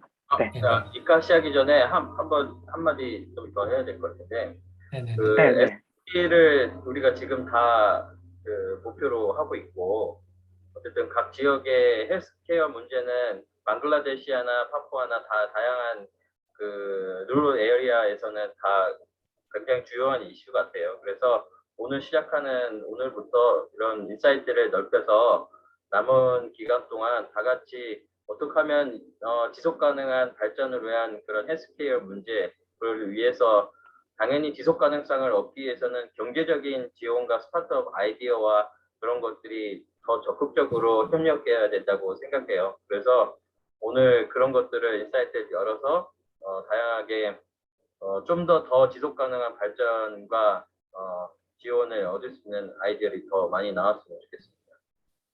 All right. So hearing from you leaders, you were asking about like how you guys are really care about like the rural areas, as Professor mentioned, in Indonesia, in Bangladesh, and of course like Global wants to like kind of extend, and also from now on like they will try to extend and expand their service in order to get into the rural areas that you guys have mentioned and concerned. So it will be great actually if they can do so.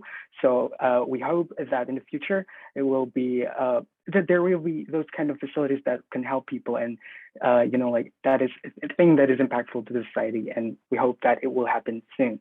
Thank you so much for the questions. All right. So last questions from Ekashia, 혹시? Yeah. There. All right. Can you hear my voice? Yes, you're clear. Yes. Okay, thank you. So actually, now I'm internship in NHS, and then now I have a project to build a healthcare system. So I'm really curious about Dr. Kobo, right? And then my question is, what's your strategy to face your competitors? That's all. Thank you. 네, 지금 그 사실 굉장히 그 컴페티터가 그 경쟁자들이 많이 있습니다. 네, 굉장히 많이 있지만 그 아프다고 이제 말밖에 사실 할 수밖에 없어요. 이 비대면에서 그 진료를 하려면. 근데 의사도 사실 하나도 보지 않고서 판단할 수 있는 게 굉장히 적기 때문에 지금의 상태, 그다음에 약을 먹고 난 다음에 상태, 그리고 그게 얼마나 심각한지는 그 해당 그런 부위를 의사 선생님한테 보여줄 수 있어야 하는데, 이런 카메라를 가지고서 비대면 진료와 연결되는 서비스는 많이 없습니다. 거의 없습니다. 네, 그래서 더욱더 좀 그런 경쟁에 강점이 되지 않나라고 그 답변을 해드리고 싶고요. 네, 굉장히 날카로운 질문이 감사합니다. Okay, so like the way Globo like compete with like another competitor, it's like they are doing their unique concept, which is, you know, like as we know that if it's like a like online consultation, other than words, like the patients cannot like express themselves. So that's why like they are using cameras and then they can actually send the pictures of, for example, like the one that previously explained about like the ears. They can take a look at the ears and then send it to the doctor and get a consultation after that. And also they are working also on their unique ways to, like the consultation after they eat the medicine. So they are improving on those like unique aspects. So those are the way like they compete with the other company, because they have their own unique ways. Because usually like other companies, probably they only have like doing like those kind of consultations thing without like, actually going into details. So yeah, like so he was basically saying that. I hope it answered. And Thank you. we're so sorry. Yeah, thank 마지막 you so 좀 much. 얘기하면 한국에도 굉장히 많은 스타트업들이 있는데요. 그 인도네시아에 있는 문제를 풀고 싶은 스타트업 되게 많이 있습니다. 근데 그곳의 문제가 얼마나 더 그 디테일하게 해결할 수 있는 방법과 전략들을 세우는 데는 여기 현지에 있는 그 사람 이상 알기는 어렵습니다. 그렇기 때문에 제가 앞으로 희망하는 것은 많은 이런 스타트업들이 이 인도네시아나 이 국가에 있는 학생들과 이렇게 매칭이 돼서 정말 그 해결하려고 하는 문제들의 더 깊은 계획들과 생각들을 그 여기는 그 여러분과 같이 좀 고민하는 자리들이 많이 생기면 좋겠다는 생각이 듭니다. 네. Okay. So he said that there are lots of like startup companies in South Korea that are aiming to go to Indonesia and also some other countries to improve and try to solve like their regional problems, such as, like rural areas problems and those kind of stuff. And yeah, like, and then he hopes that in the future, not only like they are competing, but they're also making, like, and kind of like a solution, but with young people and work together with the young people, because usually like the company they're only, they don't kind of like include the young people to work together, because like usually young people have a lot of like great ideas. So he hopes that in the future that there will be a lot of companies such as Globo that will work with like young people in order to solve the regional problems of each countries that they're having, the problems that they're facing as well. So we're sorry, but I think this is going to be the end of the session for the Globo. Thank you very much for the questions, and for those who haven't be able to direct your questions directly to Mr. Brian, you can probably ask him later by personal mail. So, 네, 감사합니다. 그건 마지막 질문이었습니다. 네, Brian 선생님 감사합니다. So, yeah, I think we need to move on to the next session. And yeah, thank you again, Mr. Brian, for answering those questions and for the great presentation. It was a pleasure to have you with us. And now Studec International will give an official certificate as a token of appreciation. 네. Round of applause for Mr. Brian. Okay, thank you so much. And to the fourth and the last agenda, we will have a youth training session related to the SDGs agenda, and we will also be taking question and answer as well in the session, so you guys can probably prepare them in advance. And without further ado, ladies and gentlemen, please join me in welcoming Mr. Hanif Marzuki as the CEO of Youth Venture. Mr. Marzuki. Hi, thank you. Awal, is it? Yes, yes. Thank you, Awal. Very early. You're welcome. So, first and foremost, thank you to the Studec for inviting. Thank you for hosting. I am actually surprised and amazed to see how passionate everyone is. That's number one. Number two, I am actually surprised to see this community. Like, there's a lot of people here from Azerbaijan, from Indonesia, and I believe like from all other parts of the world. And I'm actually surprised to see also from all parts of the world, from Korea, from Indonesia, from Malaysia, really passionate trying to help the younger generations to move forward. So this is an amazing opportunity. My name is Hanif Marzuki. I am representing Youth Ventures Asia. So we are based in Cyberjaya, Malaysia. We are a one-stop platform for youth development, and we are developing a technology-enabled ecosystem for youth to accelerate themselves and to grow. So my personal goal is to make sure all young people can go out, chase their dream, whether it is their career-driven dream or whether it is an entrepreneurial dream. So I always believe that young people, young people are destined to change the world. So why not we empower everyone to actually help young people to grow the world? Okay, so I'm going to share my material. So for today, we're going to talk a bit about the things that I am passionate about the most. So we're going to talk a bit about startup, a bit about sustainable development goals, and we're going to talk about how to build a social impact venture. So before I actually dive into the main topic, again, I would like to introduce my organization. We are Youth Ventures Asia. So my name is Hanif Marzuki. I have a couple of years of experience in building technology-based company. Previously, when I was in my university, I built a company called QTix. We're doing queue management system. And also during my university time, I actually got into an accelerator program. So I was one of the youngest, I was the youngest participant at that time, 19 years old. So my session today will focus more on helping you guys, young people, on how to build your next venture. So before we jump into the topic at hand, I would like to share to you guys about what I am doing right now. So our aim is to accelerate the development of youth across Southeast Asia, not just Southeast Asia, but across the world. So we've been doing it in Malaysia, especially during the pandemic. Prior to the pandemic, we've been doing a lot of engagement across Southeast Asia. But, of course, when the pandemic hit, all companies changed strategy to a more localized strategy, trying to solve more local problems. So that is the things that we've been doing for the past 2.5 years.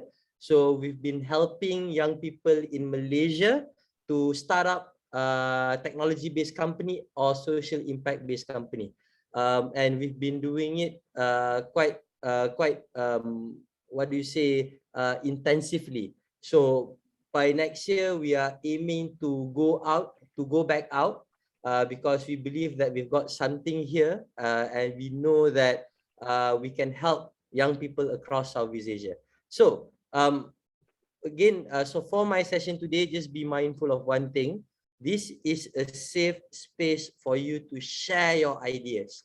So please, if you have an idea, or if you're working on a project, if you are doing something interesting or impactful, please share. This is the stage for you to gain attention. Okay, so please help each other out. Yes, I know that some of you might think of this as a competition, or some of you might think of this event as something that you need to impress people. But no, you don't have anyone else to impress other than yourself. So please be the nicest person that you can be. This is a community, so always be kind to everyone and be awesome. Okay, so let's move on to the topic at hand. So before we dive deep into the main topic, I would like to take a check here. So who here are working on a project, or working on a startup, or working on a business? So if you're doing one out of those three things, can you please type inside the chat box? 3 things. Number 1, please type in like what are you doing right now? What is the project all about? Number 2, tell me why are you doing it? And number 3, tell us how can we get in touch with you guys, whether your website or your social media, or your Instagram and whatnot. So very quickly, 1 minute, type inside the chat box. We're gonna see what are the projects that you guys are working. So a project can be something that you are making profit, something big, or maybe it can be something small, something community-based, or something that you are working on in your university. So the reason why I'm asking you to write it down inside the chat box is because we have 120 people here, or sorry, 116 people here. So maybe some of us might have the connections to help to push your project to the next level. So let's go.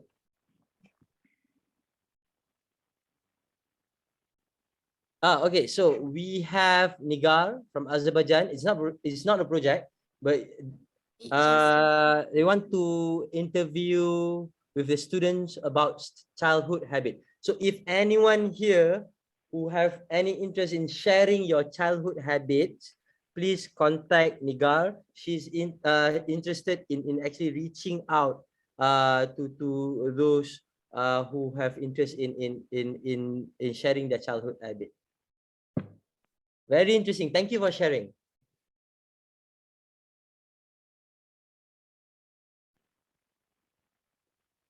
So I see everyone is intensively typing. So we have Nan Mozan from Myanmar. So a biotech hub with educational background.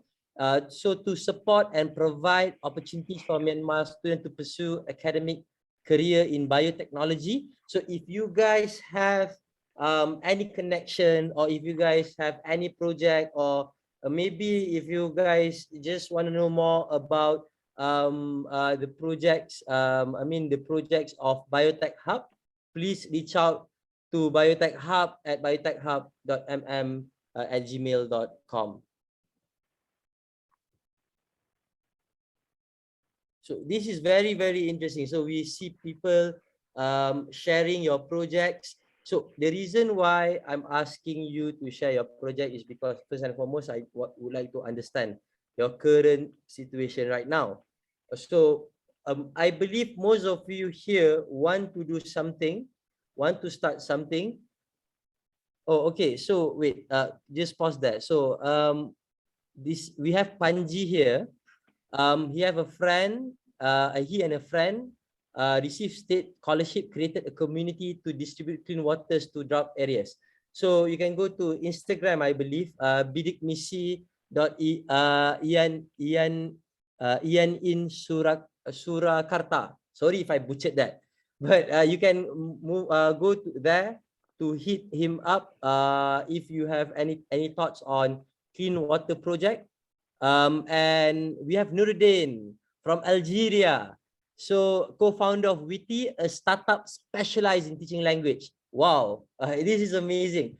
So a startup specialized in teaching language. If you are interested to get connected with him, I mean, this is I think a direct competitor of Duolingo, or it's a companion for Duolingo. So if you are interested in knowing more, learning more language, you can hit him up at LinkedIn. Okay, so moving on, the reason why I asked you to share your project is because number one, is a good place for you to promote your project or to promote yourself. But more than that, I would like to understand where are you at right now? So are you working on a project? Are you working on a startup? Are you working on an impact-driven initiative? So I believe we have a bit of everything here. The reason why I asked you to share about your project or your startup or your initiative is because I am a big believer of young people changing the world.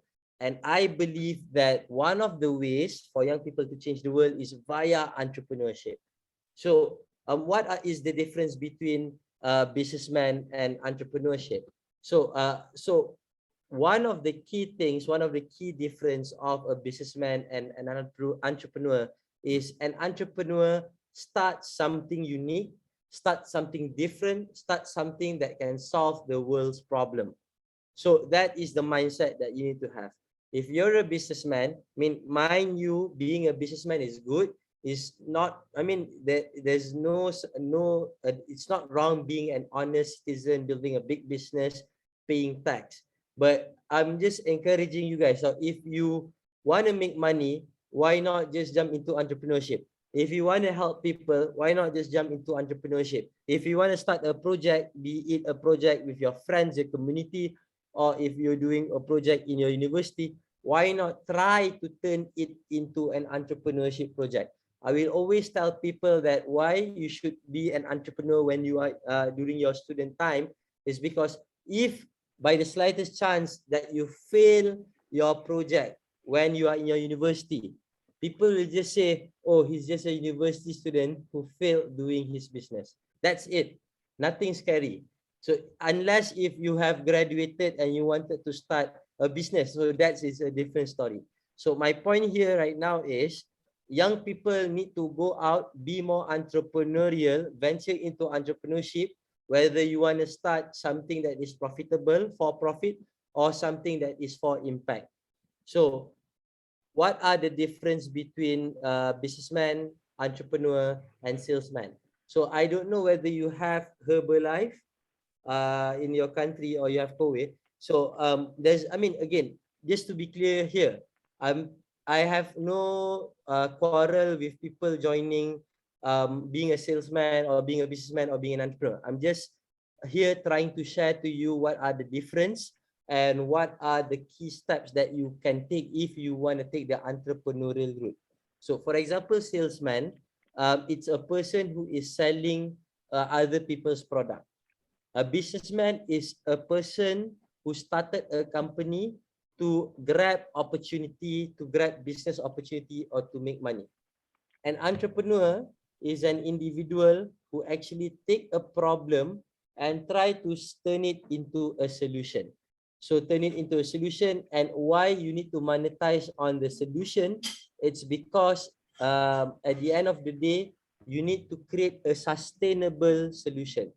So hence why in Malaysia especially, I encourage young people, especially university students, when they are doing their final year project, when they are doing I mean, when they have like extra time, try to venture into entrepreneurship. And if even if they want to do non-government organization work or social work, I also encourage them to actually start doing social entrepreneurship. So one of the key programs that we have in Malaysia, and next year we're gonna open it up to all parts of the world, is University Startup Challenge. So University Startup Challenge is a program where we encourage young people to build startups, to build technology-based company, and to compete with each other. So these are one of the ways where students learn leadership, learn how to build a venture, how to turn their project into something that can be monetized, and how to actually use or take advantage of the current digital landscape.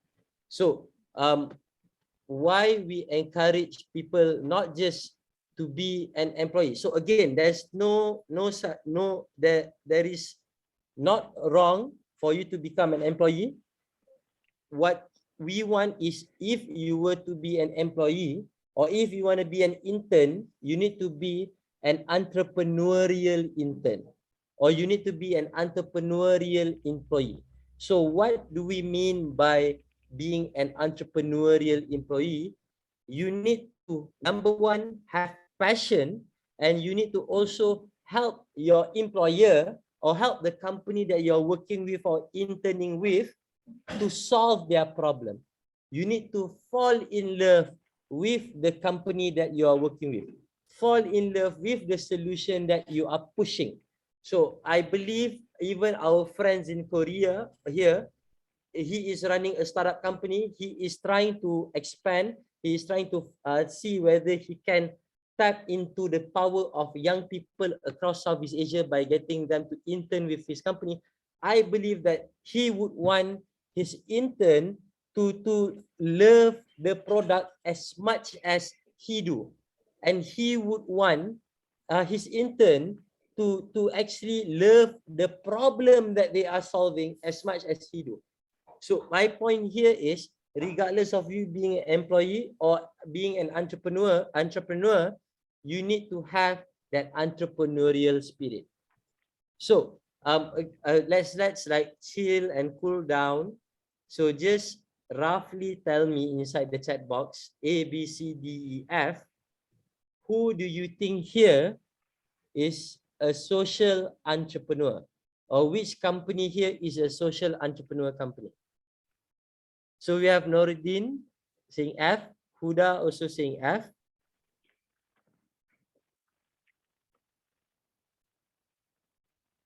So we have Hasma from Brunei saying A. So majority of you saying F. Okay.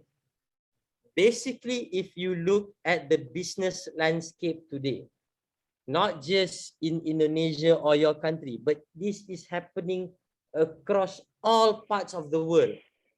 People are more socially conscious. Recycling campaigns are getting more effective. Technology-based companies are getting more social conscious. And most technology companies today, they have an SDG in mind that they want to achieve or that they want to help. But you need to really differentiate between a corporate company or a normal company and a social enterprise. So A to F, the correct answer is F, Tom's. Tom's Shoes is one of the pinnacle company for social entrepreneurship.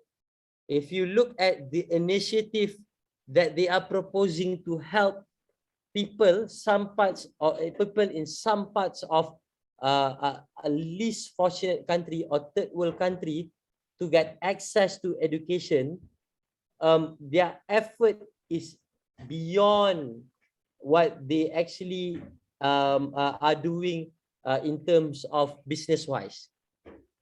So Tom's has a policy in where for each shoe that people buy, they will donate a pair of shoe to the needy.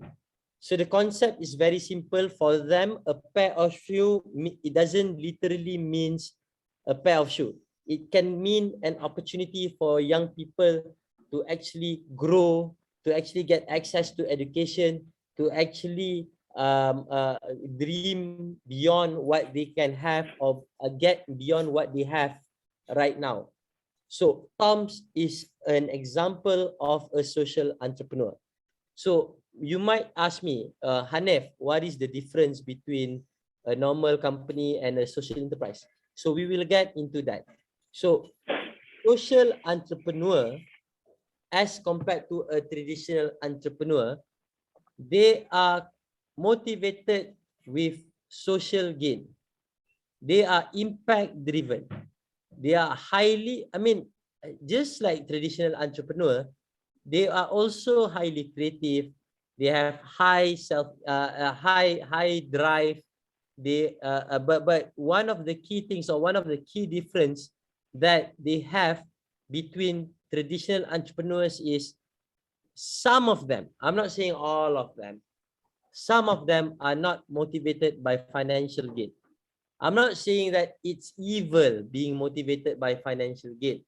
What I'm trying to say is it is better if you be mindful of what's happening around you, because at the end of the day, if you help one people, 10 people will help you. I mean, that's a very basic concept that is happening around here. So I do encourage you to venture into entrepreneurship, but more than that, I encourage you to be a social entrepreneur, to do something that have social impact. So right now, it is easy for people to be a social entrepreneur because right now, SDG is something that that is very clear for us to achieve. It is a mission. It is not just a mission, single mission of a single people.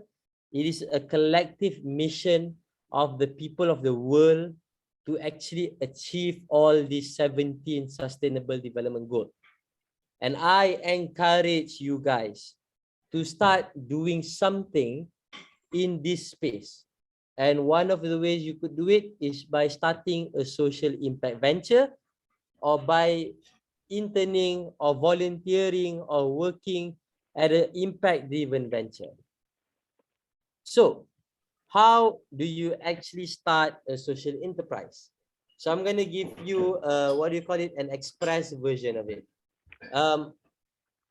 Before we go into that, I would like to tell you the importance of SDG and why is it important for us or for everyone to venture into social entrepreneurship.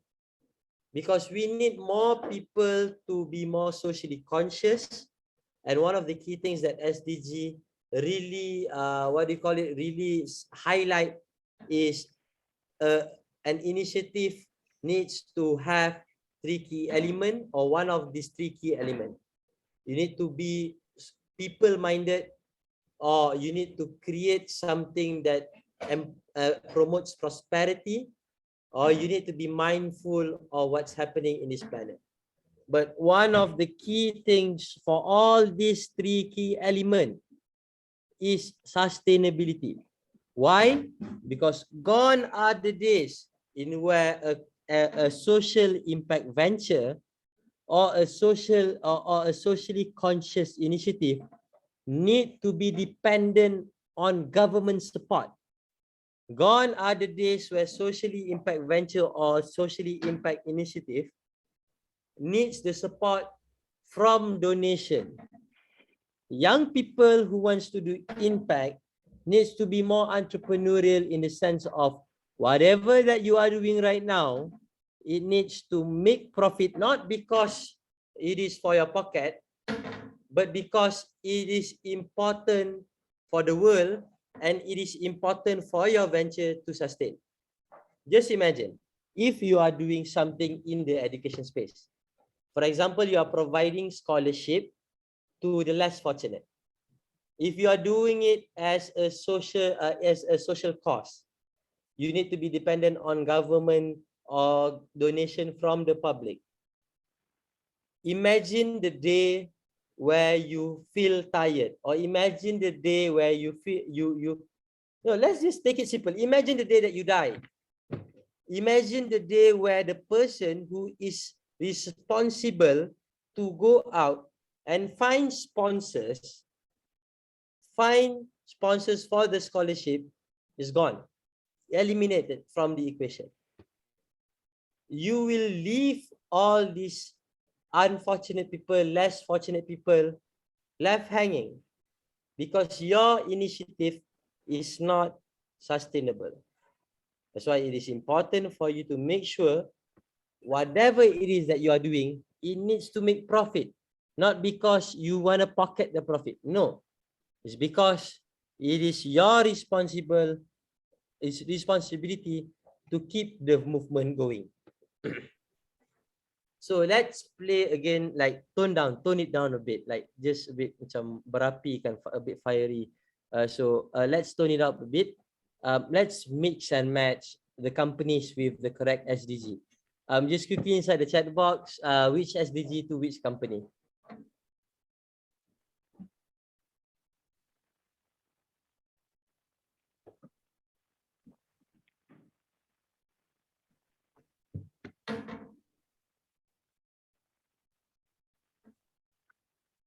So we have Aisha from UAE. All can code for quality education. Yes. So All Can Code is an initiative that help young people, especially kids, especially non-coders, to learn programming via game building, via building a game. Very, very interesting. So we have Ocean Cleanup doing life below water. So Ocean Cleanup is a crazy company. They got a big ship. They put it inside the ocean or any river that is polluted, and the ship travel around the area and eat up all the garbage. So we have Energy with SDG number 7, affordable and clean energy.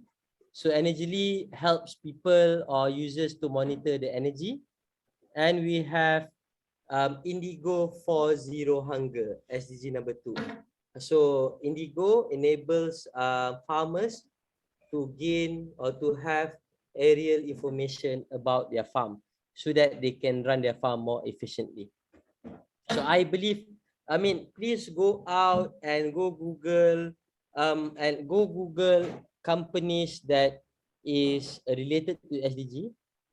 And if you have any companies that I haven't mentioned here, please put it inside the chat box. If you know any interesting company that is tackling certain SDG, please put it inside the chat box so that our friends can also know about that company, right? So because if you can share your knowledge, that's great. So yeah, 4 is all can code. Yes. So yes, I just wanted to mention that WITI is SDG number 4, empowering people to actually learn different language. So please, if you want to learn different language, hit up WITI. He has shared his LinkedIn page just now. Okay, so why entrepreneurship? Because entrepreneurships are magician. Entrepreneurship encourage people to create something from nothing. So being entrepreneurial is one of the key strengths that a young people should have. And it is wajib, compulsory for young people to have, to be entrepreneurial. So if you are a social entrepreneur, what you do is you have an idea, you turn it into a product or a service, you go out and sell your product and service, and you make the world a happier place. This is very, very important because we need more young people to change the world. Okay, so how, okay, this is like just a sneak peek. So usually how people start their company or how people start their startup is they always have a problem that they want to solve. So I encourage you guys, if you want to start a startup or start a social initiative, always start with a problem at hand. Find a problem that is big enough for you to be solved, and find a problem that is painfully enough. But make sure the problem is around you, because you need to build a solution that can be accessed, or where you can actually access the problem. So hence why during the pandemic, a lot of companies change strategies to be more local, to be more focused on what what do you call it, on the local strategy. And that's why we encourage young people to focus on problem solving and try to solve problems around you. So I'm not gonna go into building a problem statement. I'm just gonna share to you a case study. So back then, Uber used to be a well-funded company, right? So Uber raised funding, like crazy amount of funding, like hundreds billion of dollars. But if you look at Southeast Asia, very interesting. Even if you look at Dubai, if you look at Indonesia, if you look at Vietnam, Uber tried to penetrate the market, but clearly they failed to penetrate the market. They tried to penetrate Malaysia, but Grab beat them. They tried to penetrate Indonesia, but Gojek beat them. They tried to penetrate Dubai, but Karim beat them. So all these major companies, they started off as just a small local company solving local problems. Even if there's a big competitor trying to kill them, they still manage to persevere. They still manage to grow. They still manage to win. So his is an example. This is a clear story of David versus Goliath. If you're building a company right now, or if you're starting a project, or if you dream of starting something, and when you want to build that something, and you see that there is a big competitor in front of you, please don't stop. Don't stop believing. The stars is just up for grabs, but it is up for grabs for those who never give up. You look at these crazy people like Richard Branson, Jeff Bezos, Elon Musk. They are doing something that, you know, they are trying to change the world. For God's sake, they are trying to ship people to Mars. But even Elon Musk, when he is 20 years old, he started with his brother in a small house in Canada, building a company called Zip2. he took his chances. And I encourage you, youth of the world, this is not just Southeast Asia lah, because we have Dubai, we have Azerbaijan, so we have people across all parts of the world. Take the opportunity right now. There's a lot of competition for SDG. There's a lot of opportunities for socially conscious initiative, socially conscious project. Take that opportunity. Even for us at eVentures, but we're stopping now. We're starting it back again in January, because right now it's December, like it's Christmas holiday. So we're gonna give a chance to all the youth of the world to take a holiday, take a break of this from this initiative. So we also do a 2 days competition called Youth Builders Challenge. So we also work with STUDEC on this competition. So it's a 2 days competition. Winner will get, for these 2 days, it's just a simple pitching competition, and winners will get $100 to kickstart your project. So although you come with an idea, so we'll give you $100 to kickstart your project.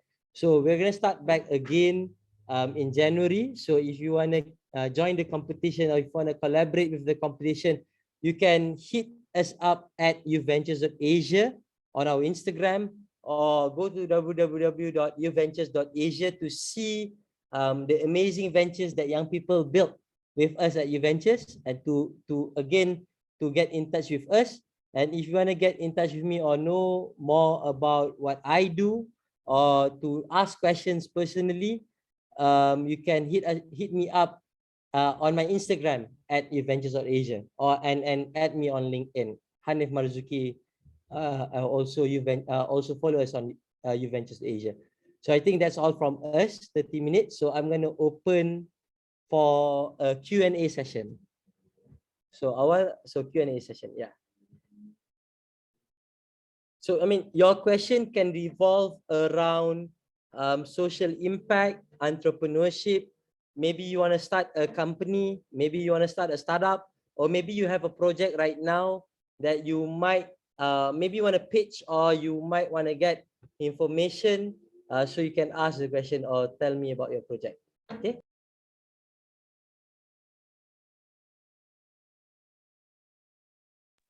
So maybe we can start with, how do we do this? Can I just call out people? You are muted. I can see your passion, but you are muted. So can I just call out people? Sure. Okay. Awesome. Let's have. Here I'm seeing Rizal. Rizal from Indonesia. Hello. Hi. Apa kabar Malaysia? Apa kabar Indonesia? Salam Oh, dari all right. Okay, I'm Rizal Efesus from Indonesia here. So my question is, as an entrepreneur, what is important things to you to advertise your business in order to make people interested of it? Thank you. Okay. This is a very good question. So if you have a business, what is important for you to advertise? 2 key things, especially for a technology-based company or social-based company. Number 1 is the mission of the company. Number 2 is the culture of the company. I give you an example. Google, number 1, Google is a technology giant, but everyone wants to work at Google because the culture of the company itself. And everyone who came out of Google eventually became so successful. Why? Because when you enter Google, you will learn what is the culture of the company. You will fall in love with the mission of the company to save the world. And then when you go out, you will bring the mission, you will bring the culture, but you will translate it in other ways, maybe in your new job, or maybe in your own venture. So another example is Gojek. I love Gojek because after I'm not sure on the venture itself, but the way we see the news in Malaysia, Gojek is a very socially conscious company. And when they merge with GoTo, when we merge with Tokopedia becoming GoTo, you see that they merge with a social in mind. They merge because they want to help more people, because that is the way they can help more people. And I believe Goto right now is one of what do you say, Indonesian darling. So it's a company that is a role model in Indonesia. Everyone who wants to build a startup wants to build a startup like Goto, and everyone wants to work at Goto. So the culture is very addictive, and the mission and aim is very addictive. So I hope I answer your question, Rizal. So can we have? Yes, thank you. Thank you, Rizal, for the question. So can we have Kandakir Hasin Abrar from Bangladesh? Yes. Kandakir. Kandakir, yes. Yeah. Hello, assalamu alaikum. Walaikum salam. I just wanted to know that yeah, it's good that we have talked about startups, and you're encouraging students and young professionals to build startups which will ultimately lead to achieving the SDGs in our developing countries. But the common problem that I have seen over the last couple of years, especially in among the youth, is that they tend to give up when 1 or 2 startups fail. And you also have to consider the fact that it is quite okay that it is quite natural that if you start 100 startups, 99 of them will fail. And often after so many failures and failures and setbacks, we are often discouraged to take risk again. So can you just elaborate on that, on this issue, that if 1 or 2 of our startups fail to achieve or fail to take off, then how do we come out of that failure, and how do we again go ahead in achieving our mission by building another startup to solve the problem? Thank you, Kandakir. This is a very interesting question, and it is very true. We see a lot of young people, when they have 1 or 2 failures, they tend to give up. But let me tell you, for every failure, you've actually gained something. Because building a startup is not simple. Hence why the rate of failure is high. So if you've managed to bring your startup to a certain point, be it from 0.1 to 0.01, it takes skills. It takes certain set of skill. So I always believe and always start with this mindset.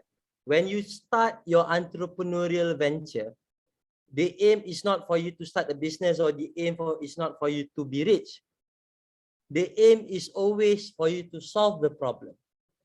When you are really determined to solve the problem, when you are really confident that you can solve the problem, any failure, any downfall, any barrier, you will still push on further, you will still move on forward.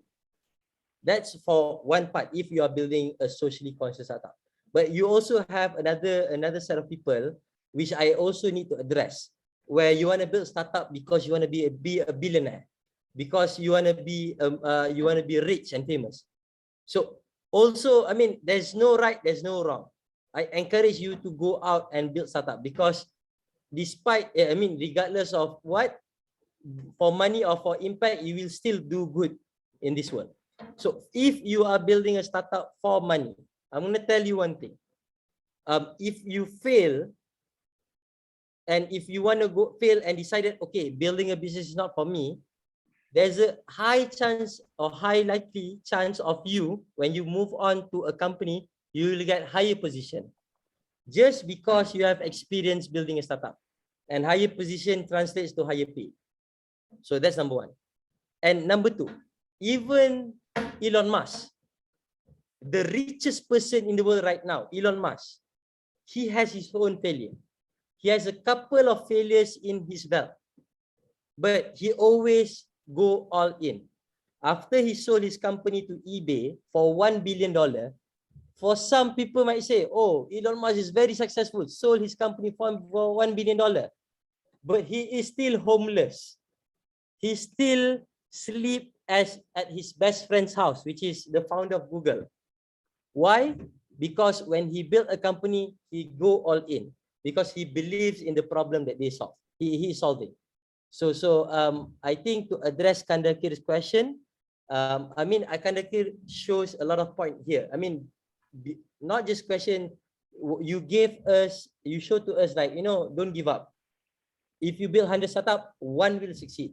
And that one will succeed more than that 99 will ever win. So don't give up. If you fail, it's something for you to learn. It's something for you to take into consideration. I mean, it's something for you to upgrade yourself. So Thank I you. hope I answered your question. Thank you for your answer. Thank you. So let's move on to Algeria with Nuruddin. Yes, you want to ask question, but you know, before you ask question, please share a bit about your startup journey. Then you can ask a question. Nuruddin, the screen is yours, my friend. Yeah, thank you so much. Thank you so much. So actually, I will talk about I'm not going to talk much about my startup, but the question is somehow linked to this startup because during your speech, I saw that you are talking more about being optimistic. But I think that over optimism leads to maybe to fail and to give up maybe. So I think that it's better to be realistic.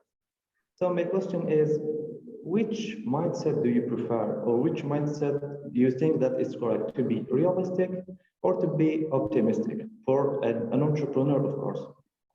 If you are, yeah, sorry, you can continue. Yeah, and my second question is, you mentioned something, a competition in Indonesia. So I was wondering if international startups can participate in this competition, and it will be a great opportunity also. So these are my two questions. Thank you, thank you. I love your first question. So, if you are the founder of the company, okay, if you own the idea, you need to be both optimistic and realistic. Optimistic in the sense of you need to really believe in your idea, because if you don't believe in your idea, if you do not have passion in your idea, or if you do not have the belief in your entrepreneurial capability, it's a bit hard for you to push further when you found a wall, or if you have a barrier in front of you. So that's why most entrepreneurs are narcissistic, a bit narcissistic. So and that's why if you're a first-time entrepreneur, and I always put the context of my session for first-time entrepreneur, I always encourage them to be optimistic. I always encourage them to be passionate. I always encourage them to be idealistic, because that is the key traits that you need if you want to start.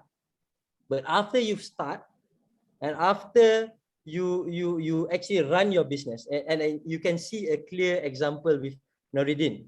So after you really venture into the business world, you will know how far that optimism can bring you.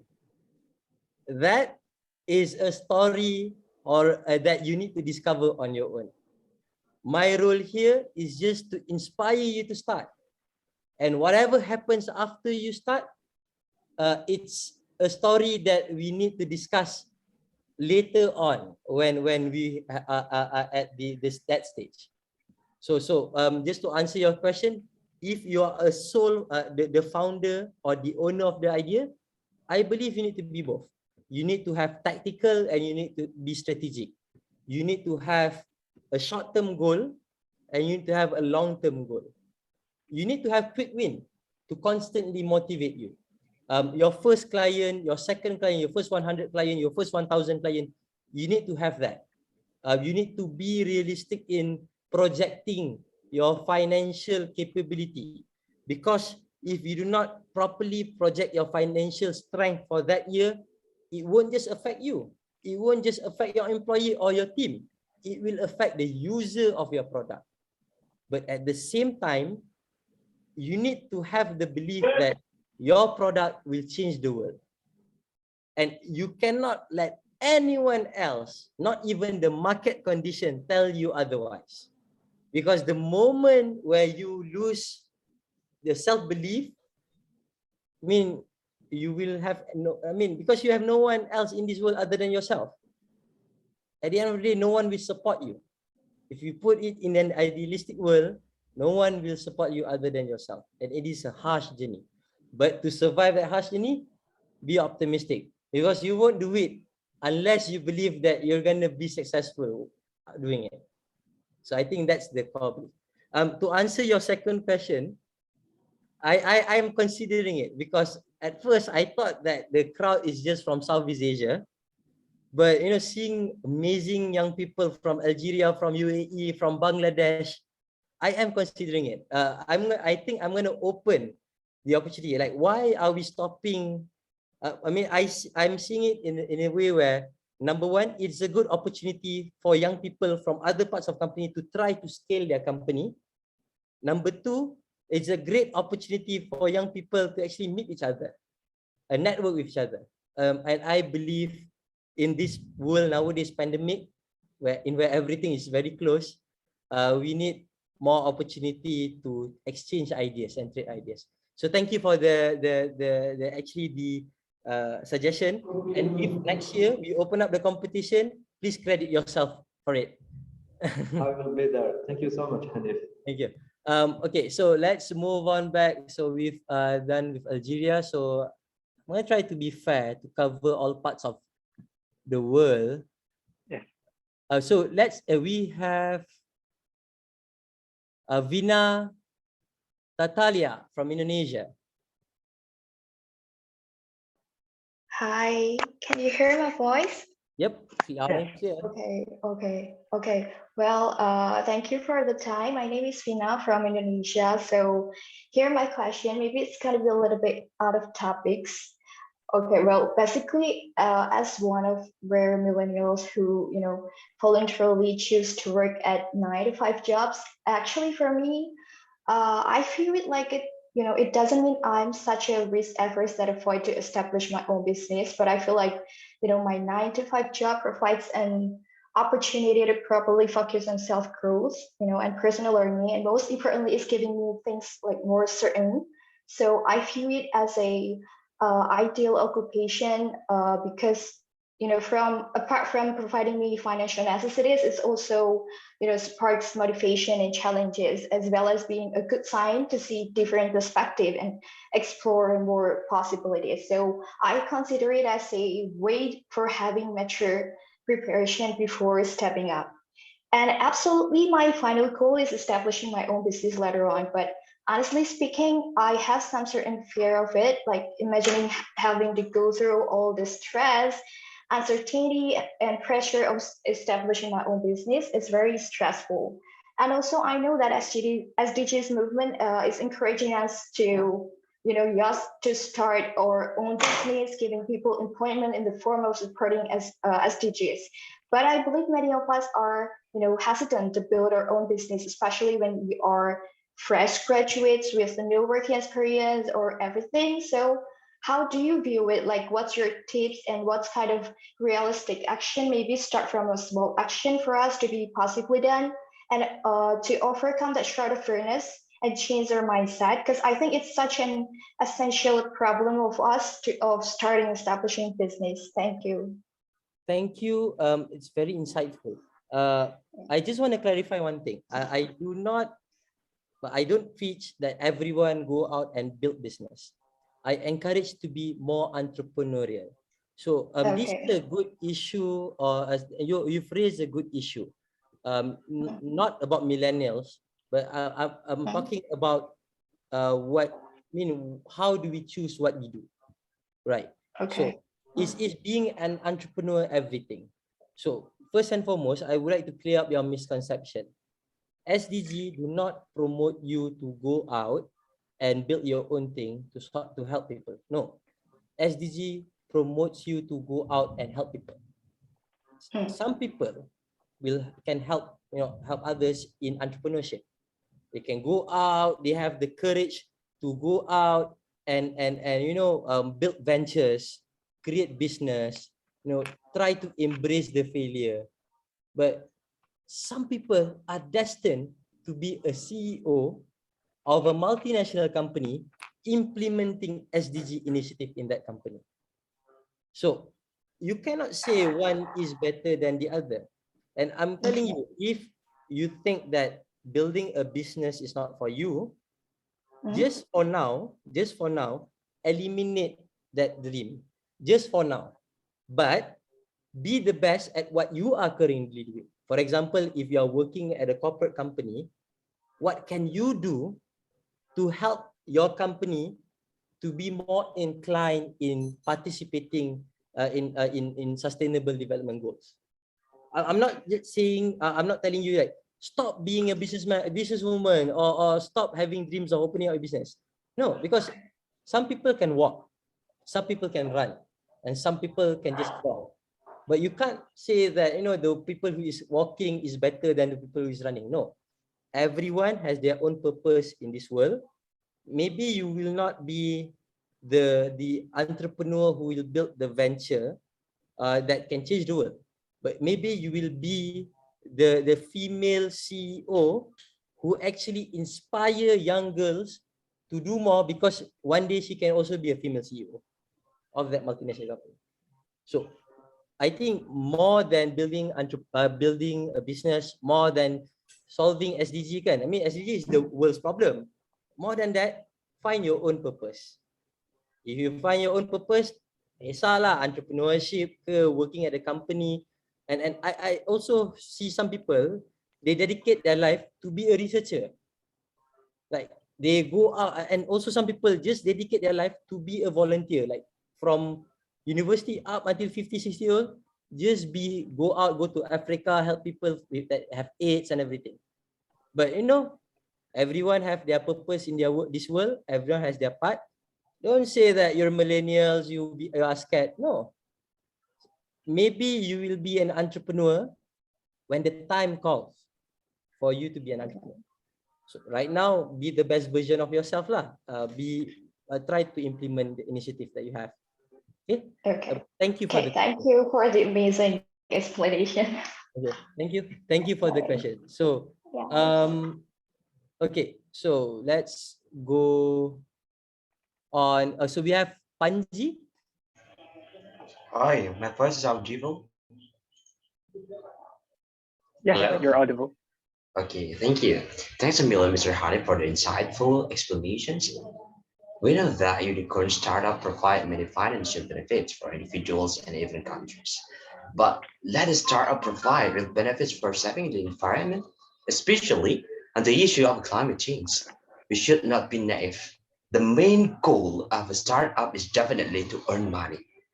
Let's take the example of maybe online buying and selling companies.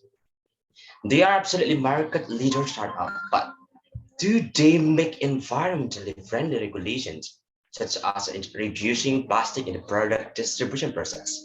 The answer is no. Imagine if other decacorns like Goto, Shopee, and the other giant digital marketplace make regulations related to saving the environment. We can maybe fix this damaged environment faster. But what's really happened? This important policy has not dared to be implemented because it has a major impact on the decline in business. That's the reality. So what your opinion about this thing, Mr. Hanif? I think it's not all about the money and money. We have to give big space to save the environment with the power of startup. But why they can't do this? Thank you. Thank you, Panji. That is a very insightful thought. And I do agree with you. I would like to echo on what you said. A lot of companies, especially technology-based companies, they are damaging the environment more than saving the environment. I'll give you an example, like, you know, one of the most famous technology right now, cryptocurrency, Bitcoin. Takes a lot of energy to actually mine Bitcoin or mine cryptocurrency. And I do agree that startups need to be more socially conscious, especially on the environmental situation. I mean, one of the things like Panji, I can share to you. Right now, one of the hardest thing, especially for an innovative company, is when they want to implement their solution or when they want to implement their technology, especially at the country. Usually the undang-undang or the rule or the regulation, it's not suited for the innovation. So I'll give you an example.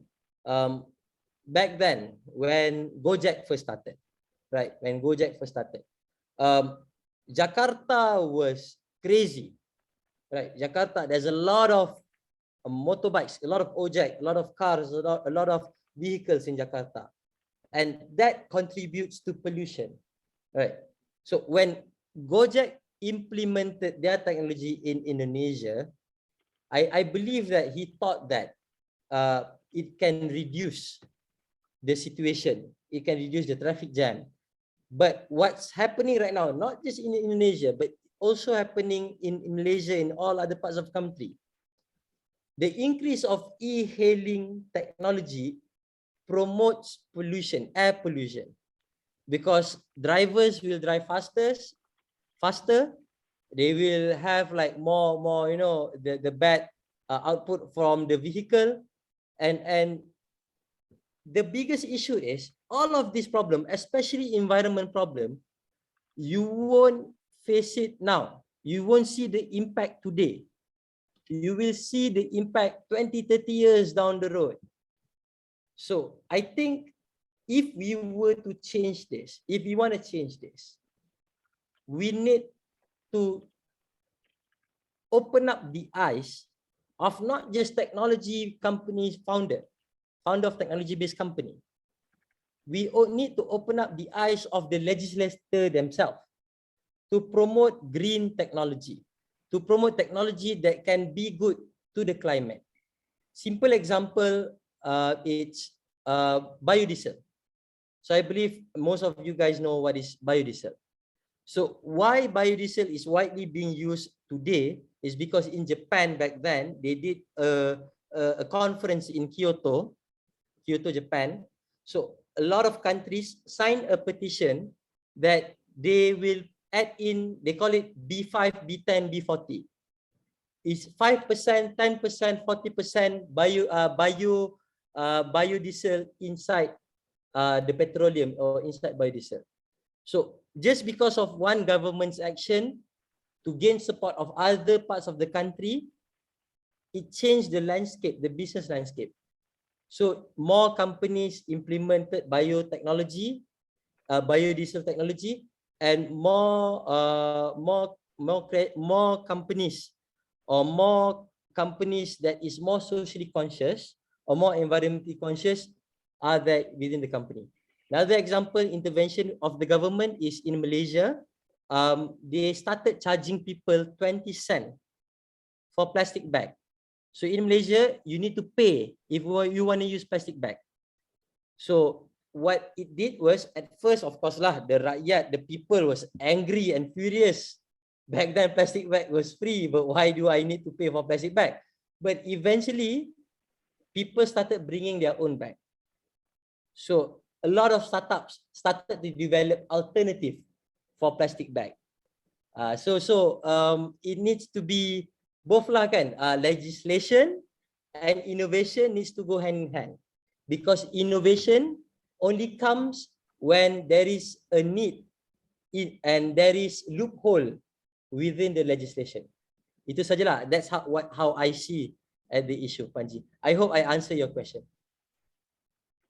Okay, so I can take a few more questions before I end. Let's have okay, so let's have Amar from Indonesia.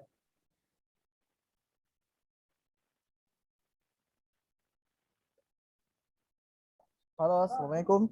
Waalaikumsalam, Amar. Okay, you can hear my voice? Loud and clear. Yes. Okay, good. My name is Muhammad Rizkul Amar. You can call me Ammar from Indonesia, especially in Makassar City. So thank you, Mr. Hanif, for the attention. So as we know, currently several countries in the world have entered in 5.0 era. So, and I think in the future, it's time to collaborating in artificial intelligence, Internet of Things, and big data. So this is most important for me. And so my question is, how can we make our company to be survive by collaborating on this in the disruption era for the SDGs in the future? So Yeah, just thank you. Amar, thank you for the question. It's very important for everyone to be mindful of emerging technology, because if you are not mindful of emerging technology such as artificial intelligence, Internet of Things, you will be left behind. If you see right now, slowly government is implementing emerging technology within their administration. I can see like Indonesia, one of the initiative that they are doing, not just you can see the initiative that they are doing in education, but you can see the initiative that they are doing to solve the traffic problems in Indonesia. The initiative that they are doing to actually digitize businesses. And we also have that in Malaysia, trying to digitize the government. But one thing you need to be mindful, Amar, is the big problem about implementing emerging technology is the infrastructure itself. Because this high-end technology, they need a lot of infrastructure, not just on your own, like your computing power, but for example, if you want to implement a holistic Internet of Things technology throughout Indonesia, it means that throughout Indonesia, you need to have sensors, right? So the infrastructure itself. Or if you want to implement something that is related to digital technology in Indonesia, means that all parts of Indonesia needs to have internet, right? So the issue here is the infrastructure. So one of the key things that we need to be mindful, especially if we are dealing with emerging technology, is the implementation process. So you need to make sure when you implement the technology, you need to be mindful of your market, and you need to have strategy for the market to grow.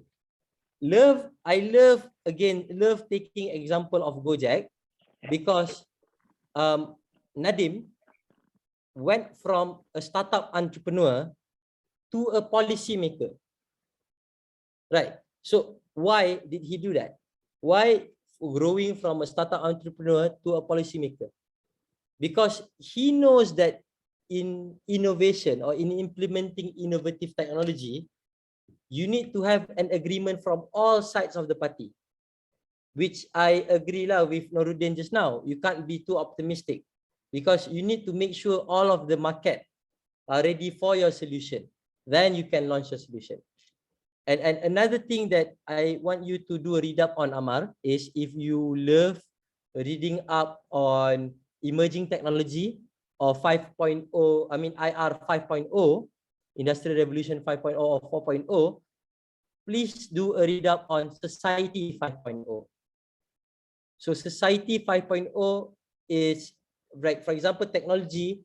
If you say technology 1.0 is just a tool to solve your problem, technology 2.0, it's a tool to make everything efficient. Technology 3.0, it's mass manufacturing. Technology 4.0 is integration of digital technology within the society. So if we're talking about technology 5.0, technology 5.0 promotes distribution of information, decentralization of information. Why do we implement artificial intelligence? Why do we implement IoT? Because we want to gather data so that decentralization can happen. So be mindful of also Society 5.0, the decentralization of society. Today, you see people being a global citizen. Gone are the days where you are promoting your own country. Today, any solution should be and must be implemented throughout all parts of the country. So please, Amar, my advice, or I would say my encouragement to you is, if you look at technology 5.0, also take a look at Society 5.0. Okay. I think I have time for one last question, and then I'm going to cut down the question. Excuse me, Mr. Hanif. Yes. I want to ask last one. Okay, sure. Okay, yeah. okay. Thank you for attention. And my question is, how can we make consistent to build a good teamwork for our company? So just it. Goes back to the first answer I gave to the first question just now. What do you need to promote on your social media if you're promoting your company? It's the culture, is the vision. So you need to have, I mean, for example, if you're working with your team, and most of the time your team will be your friend. So if you have the right culture, you can play with your friends, but you can also be serious on certain topic. For example, if you have similar mission or if you have similar aim within your team member, you can have fun all you want, but when it comes to serious business, when it comes to your mission, all of you will work together collectively for that specific mission. So to answer your question, again, culture and mission. Always have those two. Okay, so Thank you, Mr. Hanif. let's have the final question from, I'm gonna pick your name because your name is so unique. Intan Nur Malasari. Okay, thank you, Mr. Hanif, for choosing me. I'm just still curious. What do you think, or what is your opinion? Is people were born as an entrepreneur, or is that a skill that can be learned, or is a passion in ourselves? Because I think I'm not kind of the person in entrepreneurship, because I always feel sad if I'm got the rejection about when I sell something. But I have a friend and he is very talented, I guess, because he can sell anything that he have. So I just wanted to know that entrepreneurship is a passion or a kind of skill that can be learned. Thank you, Mr. Thank you for the question, Intan. So your question is very good because there's a lot of school of thoughts. Some people say entrepreneurs are born. Some people say you can teach people how to be an entrepreneur. So my personal belief is, again, you need to be entrepreneurial, and to be entrepreneurial means that you need to acquire entrepreneurial skills. So when we talk about skills, means that it is something that you can learn. So what are entrepreneurial skills? For example, the skills of selling, the skills of public speaking, the skills of innovating. So nowadays, digital skills can also be considered as entrepreneurial skills. So all of those skills can be learned.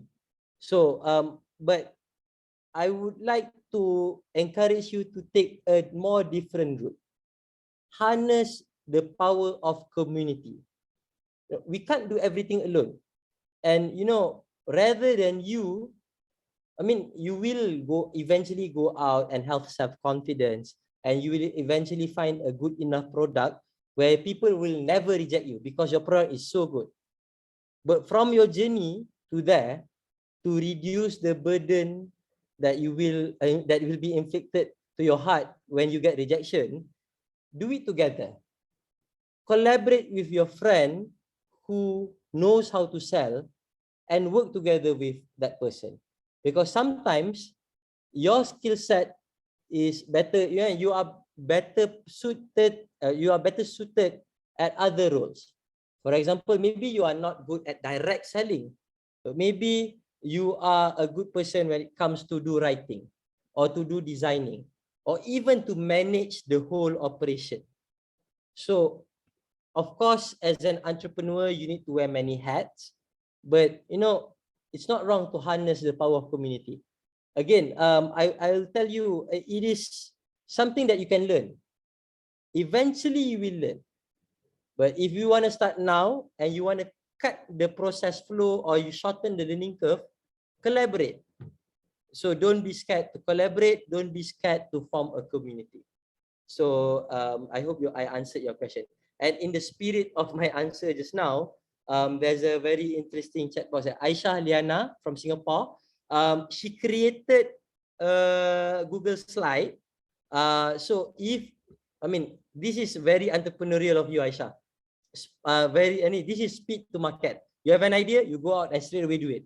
So she created a slide in where if you have a project that you are currently working on, or if you have an initiative that you are currently working on, you can just go to that Google slide, request to collaborate, and I think write down your slide or add in your pitch deck for your slide. I don't know how she's doing it, but just go there. So thank you, Aisha, for doing it. Yeah. Okay, thank you, Mr. Hanif, for your answer. It's totally clear. Thank you so Awesome. much. Okay, so I believe that is all from me from my session. But sorry, I just need to open up to one more person because I need to honor her because she's been turning on her camera for so long. Raisha, because you turn on your camera, you raise up your hand, and if this is a physical event, lenguh tangan, angkat tangan lama sangat. So Raisha, the screen is yours. Yeah. So hello, my name is Raisa. I'm really inspired by your program. And as a high school student who doesn't have much experience but have many ideas and interested in entrepreneurship, I want to ask a question. So how do you actually encourage young people, or in my case, high school student, to actually act on their idea to make a startup or project by themselves? And is it possible? Because in me and my friend case, we always want to make a social entrepreneurship project, but has always been scared to start because we don't have many experience or the skill to do so. So my next question are, what is the starting point to make a social entrepreneurship project? And also, is there any program next year for high school students? Because if I'm not mistaken, you said about opening out a program only for university students. Thank you very much. I am more inspired by you than you are by me, because I believe there's not a lot of high school students who have the drive and spirit to actually join such program. My answer, and just for everyone, my answer for her question is tailored to her, to Raisha. Just keep on doing what you are doing right now. Join programs, join competition, join initiative, go out volunteer, acquire all the skill set, because there's no better way for a high school student to start than to join programs. Because by joining programs, by joining competition, not just you will meet people, not just you will learn new things, but it is actually a safe way for you to actually start, promote and grow your company. And God, if I won't, I mean, I would say that I will open my program next year to university student, to high school student, but I will give an exception just to you. Because you know, again, who doesn't love a young to see young people, especially in high school in high school, try to go out and try to change the world. So Raisha, to answer your question, and this answer is just tailored to you. Just do what you are doing right now. Join competition, join programs, start. Try to start. When you go out, join program, instead of introducing yourself, okay, I'm going to tell you this. Please do this. After this program, go with your friend, discuss on what project that you want to start. Just simply open a social media account. Okay, open a social media, whether you have a product or no product, just open a social media account. I believe you know how to open a social media account. Okay, do a simple logo, and if that, I mean, do a social media posting daily about the project or weekly about the project. And when you go to this competition or such program like this, instead of telling people I'm Raisha, I'm a high school student, tell people I'm Raisha, I'm the founder of this. I'm currently in high school and I'm promoting what. You go 10, 20 programs, you meet 1,000, 2,000 people. I swear to God, there will be 5 to 10 people like me who really want to help you. Right now, in my situation, I can't help you because you have nothing yet. But imagine you in the situation where you actually have something and you tell people, hey, I am working on this. Can you help me? I believe people knowing that you're a high school student and take that as your advantage. I'm very young, I need help. Use that as your advantage. Don't feel intimidated just because you're a high school student. Because if you go out there, there's a lot of people who wants to help high school students more than they want to help university students. Okay, so Raisha, to answer your question, just do what you are doing right now. Thank you very much. Okay, so thank you everyone for the question, and thank you Nuruddin. Yes, I am very passionate, and I always encourage people to pursue their passion, and I hope from this session you guys are a bit inspired to go out and chase your dreams. So I'm going to pass the session back to the handsome Muhammad Awal, and again, thank you for inviting South Korea Youth SDG Leaders Week 2021. It's an honor to be with you guys. And if you guys want to get in touch or know more about our programs, hit us up on our Instagram or LinkedIn, youthventures.asia. Or if you want to ask more questions to me personally, I'm on Instagram at the Marzuki. That's all. Bye.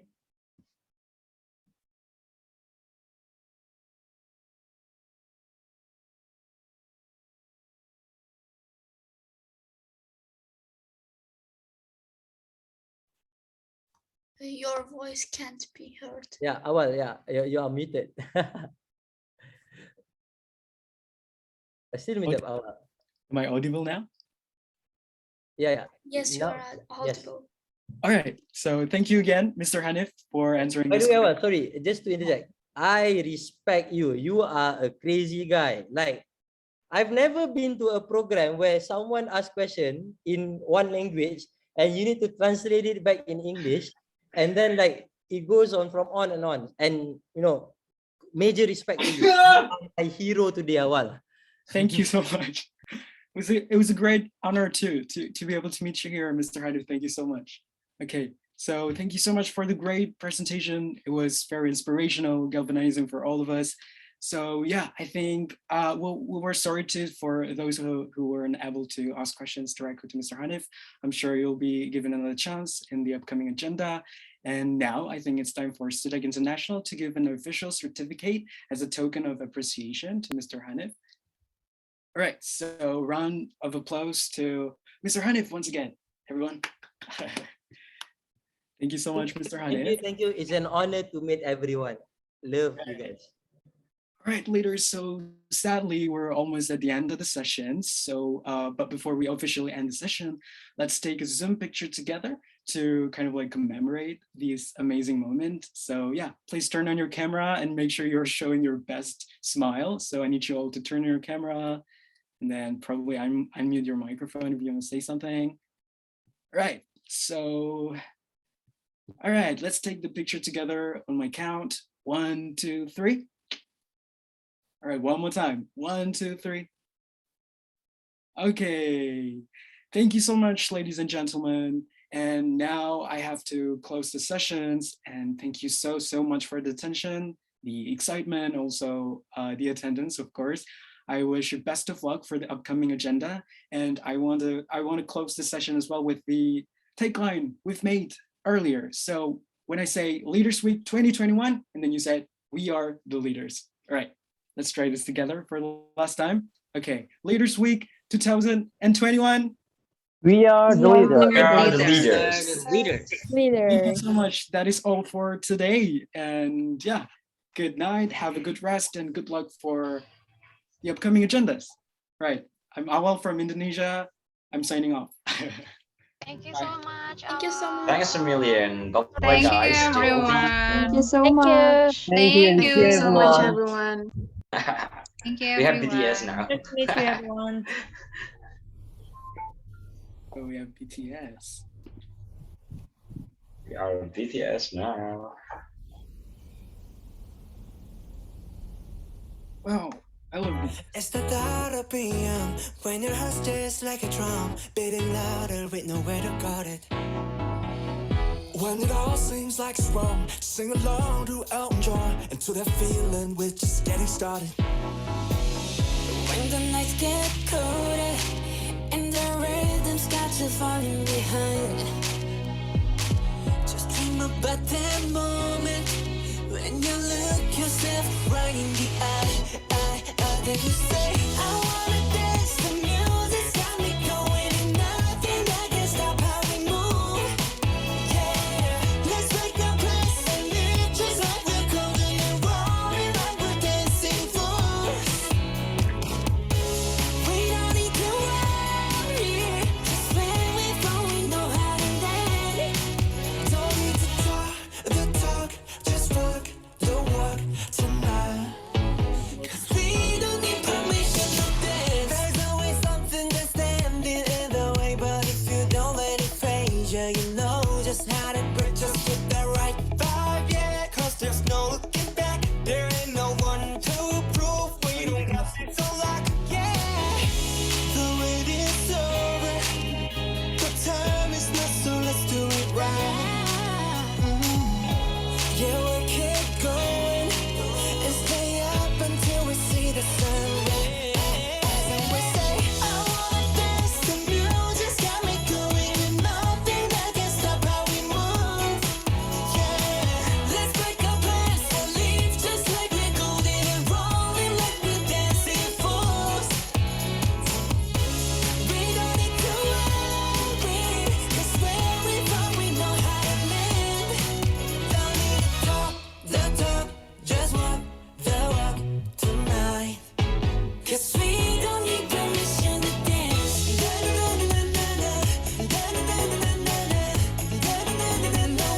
don't need permission to dance.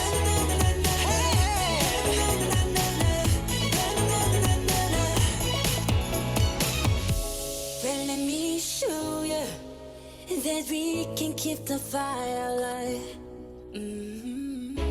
'Cause it's not